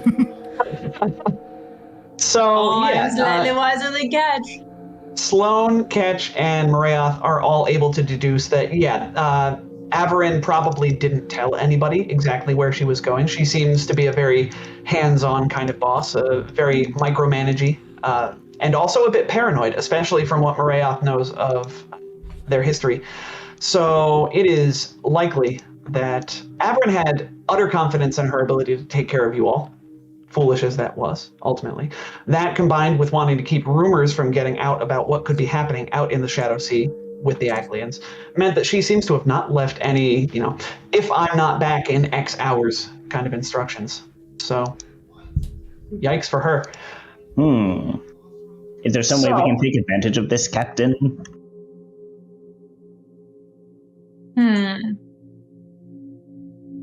It's a good question, Mary. Maybe spread rumors that are false, but harmful to Edgecourt. Marayoth, you have her datapad. Can you issue orders? It is locked. Oh. Locked? Can somebody do something about that? Looks meaningfully at Catch. Sure. Ketch wants to make me a computer's check on that datapad. We give Catch the datapad. Some dice. Oh, gross. I rolled a 2 on the die. Toot toot! Oh no, do we still have a reroll? I think we have do still have a reroll. Use it. We'll use it. That's a 33. Much better. Much better. But that's not how it actually happened. Catch, you're able to hack into this datapad. It seems to have, it had that program for hacking the harvester and sort of taking manual control. It has some information on wildlife surveys of the Shadow Sea and the presence of the aglians, as well as, it's her personal data pad, so she's logged into her email account and stuff like that on it, if that's what y'all are looking for.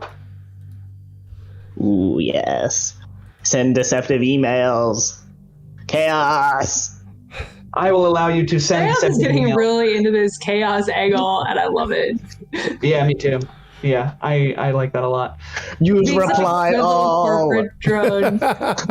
Oh no, you're using reply all when it's not appropriate to. The worst. Send all boy. the emails and Comic Sans. No. Probably since we're in. We're about to have to call for an alignment check, I think. Are there any incriminating emails in there? Should we copy those? Send them to news agencies or something? Is there demonstrated knowledge of the destruction of sentient species that we could make public? Absolutely, we should if there is. That will help in your case with the Xenowardens.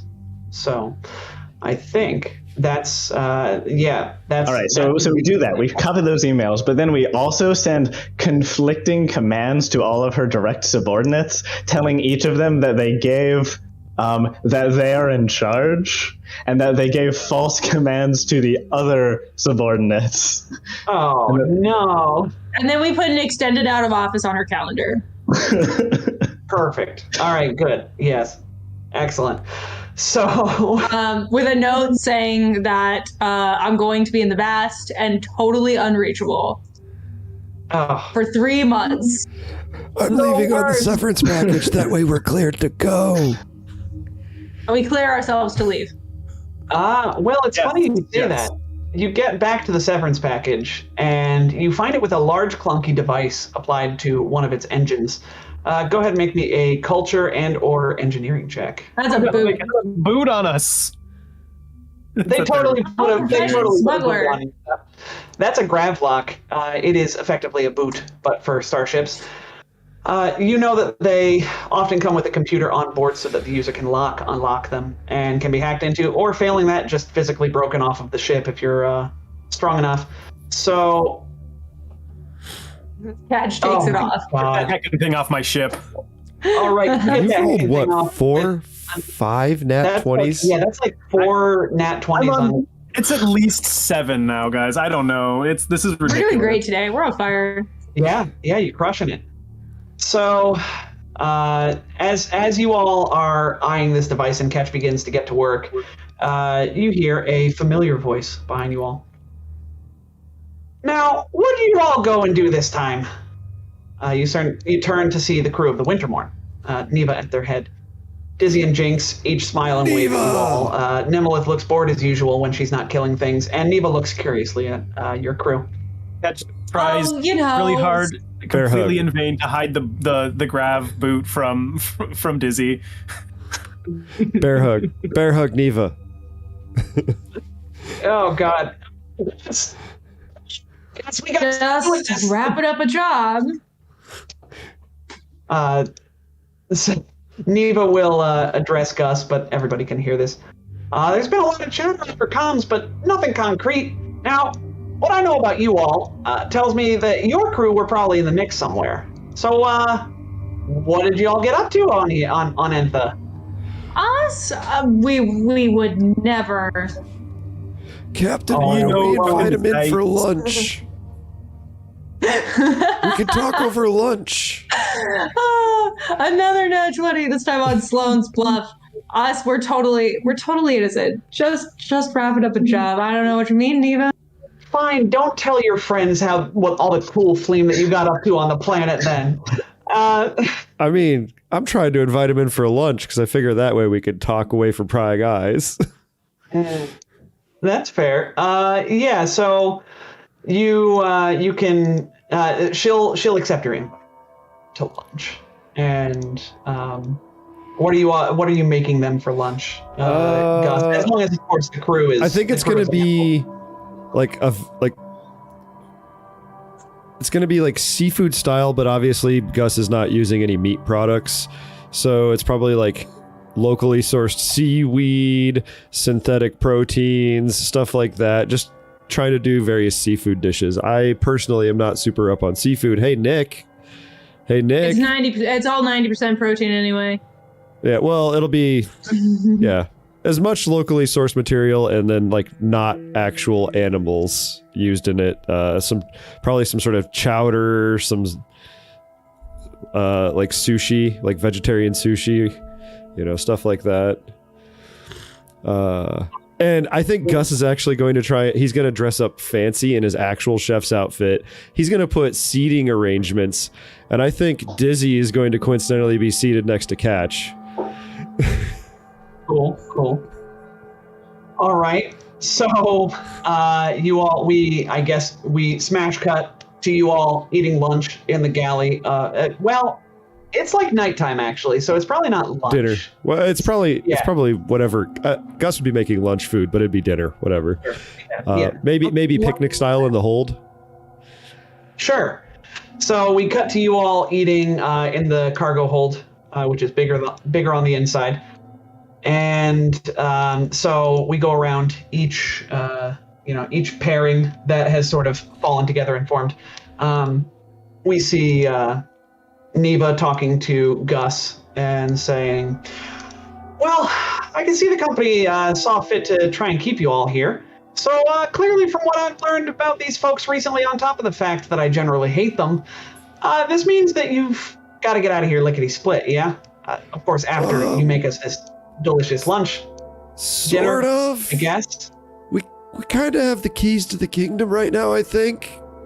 We All we covered our really did tracks was pretty send well, a I few think. emails, guys. For the time being, no one's going to be suspicious. Well, at the very least, let me run some interference with the folks here. Tie them up, pull the Wintermorn in front of your ship so you all can actually get that boot off without the traffic control seeing you removing a boot. Because I don't care what you told them. If you remove the boot that was put there, they're probably going to get a little suspicious, right? Fair enough. We were just going to fly away real fast. Well, this slick little ship, you'll be out of here faster than those negotiator class ships can even turn. So, yeah, I don't know. You all are fine. You don't need our help. It's always appreciated, though. But anyway, she'll slide a data pad across the table towards Sloan. She says, I should do some digging of my own. They had me here advising and contracting on a mining operation, which didn't feel great. I managed to get some info off of their servers and stuff like that, so you all seem like the right folks to handle this info. I think it might help for whatever case you're trying to make against the company here. Ooh.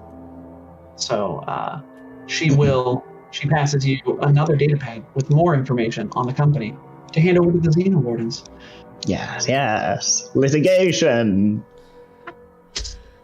So the meal will end up finish up, and Neva will grasp Gus's prosthetic arm, saying, "Hey, big guy, you keep me in the loop if your crew ever needs help on something, yeah?" Always. I mean, you're on the family chat now. She briefly grimaces and says, Yeah. I mean, that's one option, but maybe give me a call too. Send me a vid message, something in addition to that. Luckily, okay. What Gus doesn't know is that she has that chat muted. Yeah, that chat is 100% super duper muted. yeah, that chat. I think Nuna gave her a bot to just give out like automated responses, is what I remember. Yeah. If I remember correctly, when you God, I want that bot. That was a thing. So Jinx, meanwhile, will sign to Sloan. I thought I told you to keep your head down and stay out of trouble here. Give me Christ. Trouble? I mean, I tried my best, Jinx. It just seems to find me no matter what I do. Yeah, well, I'm sure you did fine out there.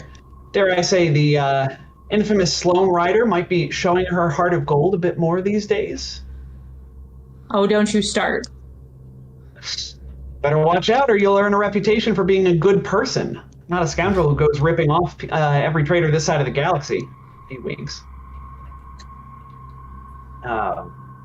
Dizzy and Digit will, turn to Catch, saying, "You all have given me a lot to think about. I'm assuming that you all have generally shared some of the stories from your adventures. Yeah. Yeah. All right, cool. All around public, yeah. Yeah, exactly. I have never been a fan of violence. Captain Neva always lets me stay out of any scraps we get into, as I have generally not been able to bring myself to hurt anyone. But what the company did here was evil, and you all managed to save a new species while not doing any more damage than you had to.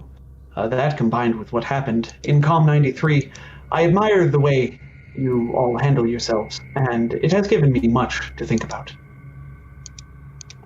Yeah, well, Oh, sorry, go on. No, please. Catch would just say, I get where you're coming from, but there's plenty of non-lethal ways you can here, and he actually will give Dizzy a couple of his sticky bomb grenades and flash grenades because they're basically becoming useless at this point. But you can totally use these will blind or make people stuck in place. You can also get, and he'll pull up on like a data pad some of the non-lethal weapon options. Just a mercy fusion, man. Or yeah, and of course the mercy fusion, yeah. Although if they're objected to like violence, not just killing people, mercy is still violence. Yeah. You're still shooting someone with a gun. So they go through like kind of non-violent options, including, even though I'm very loath to mention it, the shield gun. It's a great idea. It's a great idea. It is, yes. for execution. Doesn't work. Yeah. Sadly. Yeah. They will, as the conversation turns to like different weapon modifications or different weapons, they'll like snap their claws and say, "Oh, and how'd that new grip work out? Bet that sucker stayed in your hands no matter what. Fantastic stuff, right?" Oh yeah, you bet. Sorry guys, I don't know why I'm devolving into a Midwestern accent. Oh yeah, you betcha. Oh yeah, you betcha. Oh, sure. gee golly, yeah. Boy, those guys didn't know what to do. Sure betcha. Oh boy. Want to come over for a casserole? Yes, Midwestern technobabble ensues, and the camera quickly pans away from that nightmare. Lastly, Nemelith will saunter over to both Antinuna and Marayoth and say, "Look at them all. The writers made 3 perfect matches between our crews, either by backstory or interests, and that leaves us here like we're back at the 8th grade dance and everyone else has partners except for us." Oh, it's all right. I feel like I got plenty of focus this episode. So you see different realities as well. Interesting, darling. You see, I'm a witch warper, so it's all sort of gets a bit mixed up sometimes. Are there I any don't know which universes? reality is real anymore. Are there any universes where there's like 60,000 of you and you sort of form together to make a collective?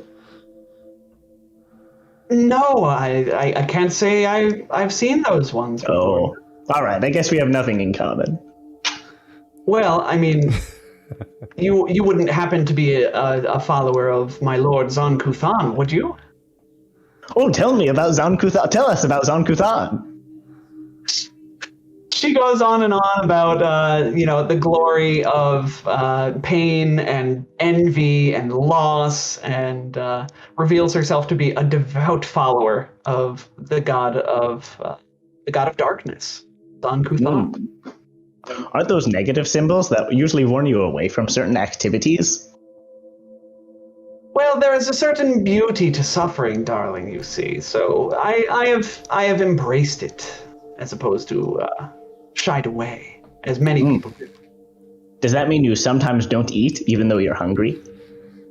Oh yes, that is a common form of worship among our people. But if you keep doing that, don't you die? Wait. Does this mean anorexics are just worshippers of Zon Kuthan? No, I don't think so, and I don't think we should make that correlation. She'll say to Marayoth, well, eventually I have to I have to feed myself, yes, but there are other ways of causing suffering, both in myself and others. You mean other worshippers of Zankuthan? Does she wear a Sometimes. hair shirt?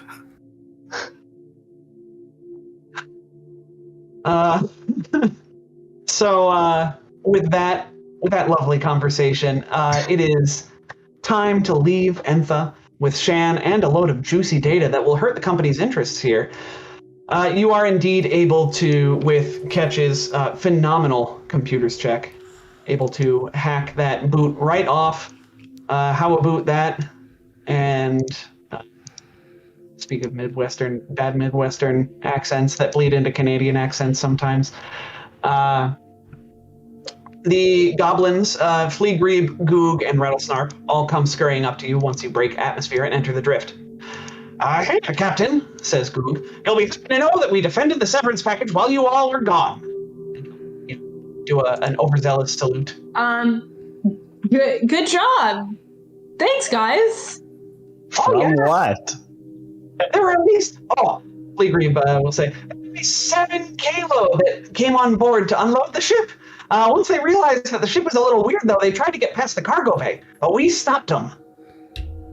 Catch to the other Well two. done. Catch to the other two. We'll get them a pair of get them each in a headlock and give them noogies and be like, "That's my little guys." Rattlesnarp will snort at Fleagrebe, saying, "It was only 3 Kalo, Fleagrebe. Why are you exaggerating so much? It was really no big deal. No different than defending the old junk pile back on Absalom." And they will each go into the story of the defense of the severance package, also known as Ship Alone. So, Goog was the one to notice the Kalo poking around beyond the cargo bay first, and as such notify the other 2 goblins over comms. We see Fleagrebe and Rattlesnarp sort of asleep on their own individual bunks, taking midday naps. Fleagrebe falls out of her bed at the noise of the comm unit going off, and the 2 grimly read the message, then grab some supplies. We fade to black. 3 Kalo prowl through the ship, clearly looking for any marvels on the scale of the null space cargo hold. Indeed, they did notice that this ship is a little odd. But, again, similar to Averin wanting to keep word down low, it's safe to assume that Aline probably didn't tell anybody that the ship has, the Oliphant was stolen or a failure. Probably brushed it off somehow. So anyway, nobody really knows about this ship. They just know it's weird. They approach the Y intersection at the engineering bay, if you can picture it in your head, and agree to split up, with one going up the hover lift to the 2nd floor of the ship, the 3rd one. To cover more ground. Of course, yes. Very important. Always split the party. The Kalo notice. The first Kalo enters the medical lab, glancing around the room suspiciously. He takes a step into the room, then promptly falls backwards as he slips in a puddle of grease. Goog leaps out from his hiding space and swings a large syringe downwards at the Kalo, piercing his armor and injecting him with an unknown substance. Jesus! No. Jumps to Kalo's first-person view as his vision begins to swim and then suddenly turns upside down. The Kalo begins to panic, crying out for help. But no help comes as we cut to the tech workshop where the next Kalo has entered. This Kalo begins poking through the various implements laid out on the workstations, curiously, lifting up a metal plate and finding nothing but a half-eaten sandwich under it. He snorts, then suddenly is blinded as a paint of can is dropped over his visor from above. He struggles with his helmet, trying to clear his vision so that he can see, but is clotheslined by one of the mechanical arms on the assembly at the center of the room. The mechanical arm pushes him onto a table and holds him in place across the chest. Fleagrebe cackles maniacally, leaping down to begin tying him up. And also injects him with something. He was in the medical lab. Oh, all right. I got it. That makes sense. Yeah. The 3rd Kalo sends a message over his comm unit saying to the others, "Oh, wow, they have a holographic amusement chamber. These things are wicked cool." He steps into the room, unwittingly tripping a wire that had been laid across the ground. The wire runs to a large ball hovering above the controls to the hack, and upon tripping, the ball drops, hitting the controls and turning the chamber's simulation. Once more, we see the visages of the kids' show, Skitter Soldiers, New Friends of Destruction, come alive in this room. They all aim their rifles at the Kalo as he looks around in bewilderment, and Rattlesnarp comes out from his hiding spot on the other side of the room. Ah, you have triggered my trap, and now you will pay the price as my hard-light holograms pommel you into submission. The goblin cackles wildly as the Skittermanders and their Vest Commander all descend on the Kalo, their Doshkos rising and falling him, knocking him out with brutal efficiency. And after that, we just took him back to the edge of the cargo bay, closed the doors, and put a lock on all entry points on the ship. Couldn't stop him from putting that grav lock on from in here, though, Captain. Sorry. Goog bows his head. That's just fine. Catch took care of it. You guys did great. We really should have tried locking the doors the first time, though. Well, they had to unload, they being the Kalo, had to unload your cargo bay. Oh, high fives them all. Yeah. So, you all enter the drift, and some days into we give your the journey, goblins a raise. You give the goblins a raise. What are you paying them anyway? Not enough. We double their Board. Yeah. Rolling forward, that's fair. We saved them from the junk heap, remember? Yeah. They were like, yeah, please take us with you. Tom, before I forget, I need to look at my adrenal gland. You do, and that does happen. There is a solution to this. Okay. That involves you not losing the adrenal gland. But we will go over the mechanics of that next time. So, you all enter the drift, and some days into the journey, you receive a message from Tarika. Can I presume that you told her, you sent her a little, message saying, got Shan, abandoned. And is safe. Yes. Excellent. All right, so Tarika will appear on the vid screen in this video. As ever, she fiddles with her oversized wrench, avoiding eye contact with the camera this time. Thank you, all of you, for retrieving Shan. She's clearly both emotional and uncomfortable with the fact that she is so emotional. I don't know what I would have done, and I don't know what I can do to repay you all. This is not something I'm used to. Normally folks owe me for setting them up with jobs and such, so all I can say is, and she looks directly into the camera, thank you so much for getting my baby girl back. She clears her throat, misty-eyed, and holds up a datapad in view of the camera. Now, I know I said I don't know how I can repay y'all, but I have something that might make a pretty good start. I've got the job of the Sentry lined up for you, and I think it's going to be enough to make us all rich enough to retire. Why don't you head on back to Absalom Station, because we've got things to discuss that shouldn't be said over comms. And Shan, my girl, I cannot wait to see you again. And she will sign off. What is retire? Something we're not doing anytime soon. And Sloan sets a course for Absalom Station. Sloan sets the course. Gus pulls up his comm unit, hits a couple buttons, and then all of a sudden, Catch and Sloan are added to the family chat log. Oh, along no. with Marayoff and Nuna. Oh, boy. We've been through too much, your family. And on that, we will fade to black. But then the screen will open up one more time in a small circle. And we see Rattlesnarp tinkering away on his project that you all are familiar with. Time traveling pants. Yes, of course. He stops for a moment, thinking about something, and a grin comes to his face.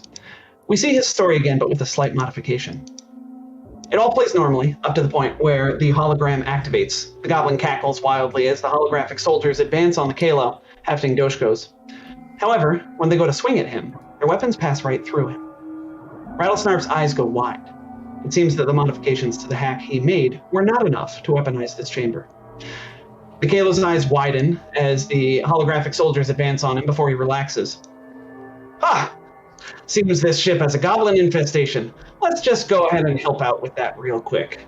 His hands go to a rifle he has on his back, and he aims down its sight at Rattlesnarp, who cowers in the corner of the room. The Kalo's finger squeezes on the trigger, but in that split second before, a flash of light appears in the center of the holographic horde of Skittermanders, and another small shape appears. He looks a lot like Rattlesnark, but much older, and with an eye patch. He holds up a rather large pistol and wordlessly shoots the Kalo. An enormous surge of electricity seems to run through the Kalo's body, and he collapses to the ground. Older Rattlesnark steps out of the holographic mess in the middle of the room, and we see the most magnificent pair of pants ever to exist. They're covered in wiring, metal plating, and at least 3 enormous batteries that you can see. Older Rattlesnark looks at our Rattlesnark in the corner and says, "Your holograms worked and knocked him out. Get him to the hover lift, get him out of here, but most importantly, don't tell anyone I was here." And flashes out of existence as he presses the button on his pants. Rattlesnark crouches on the floor for a few moments longer before whooping to himself and jumping up and down.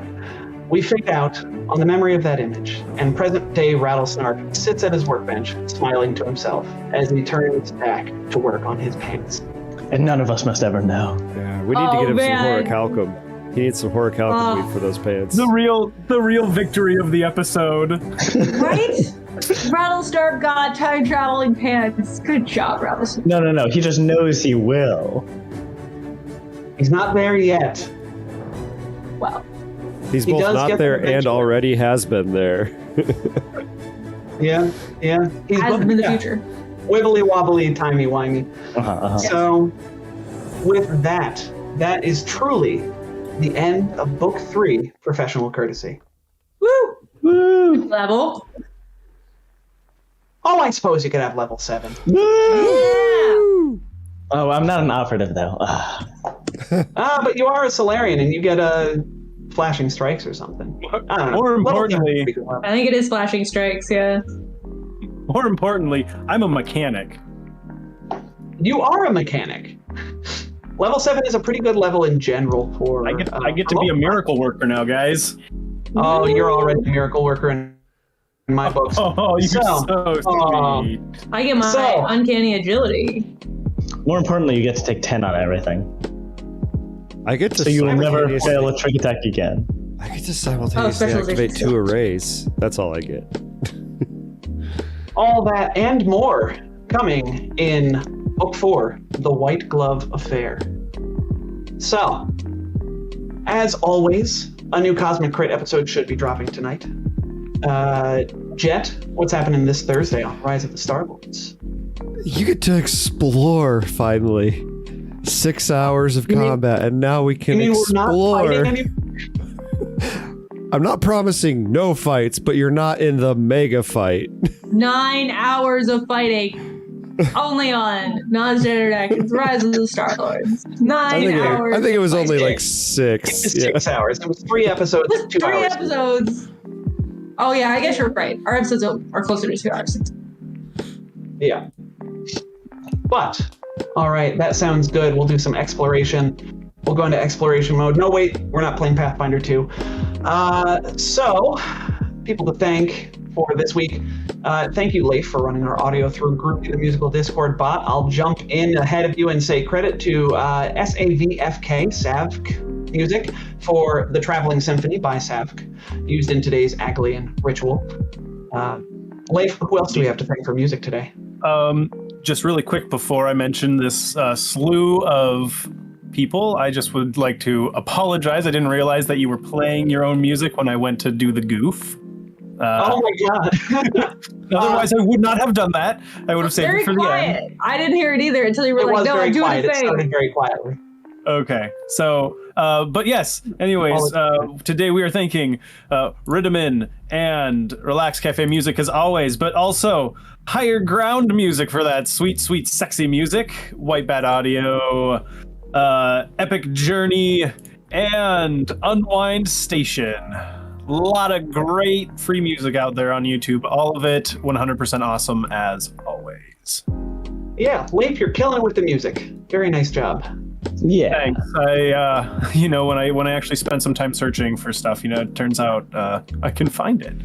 You find good stuff? Just gotta do it in advance. Yeah. Yeah, that's it. That's the key. Our fantastic character art was done by Enicola. She is at Enicola on Twitter. hit her up for some commission. Thank you to Paizo for the wonderful AP, and specifically Joe Fassini for writing book 3. It was a really great time. I think it was a nice departure from the typical run jobs that this AP has been so far. A nice little departure from that. And I look forward to showing you what's coming in book 4 afterwards. Thank you to Nick for our stream assets. Thank you to Jet for running the stream. You also are doing a great job of running the stream. I wanted to remind you. Thank you. Thank you for taking care of that while situations change in the background. Thank you to all of you for being here today, my players and my friends. And thank you, you, dear audience, because y'all are great. And as much as I should avoid reading the Twitch chat while I'm running the game. I love hearing your banter or reading your banter. So Sometimes more than others. yes. So go ahead and join us in the Discord if you haven't already. It is below us on our Twitch page. Come there, shoot the flea with us. I tell you every episode, I'm not going to say it again. Come join us afterwards for the next half hour. So we will hang out and chat with you or just ourselves, because we, believe it or not, do like talking outside of the show as well. So that is going to wrap it up for us today. Great episode, everybody. I'm going to say it on air. Great job today. And You too, Tom. hey, thanks, 100%. Simon. Yeah, it was real good. Yeah. So everybody, say goodbye, everybody. Goodbye, everybody. Bye, everybody. Goodbye, everybody. And Jet, take us into the drift.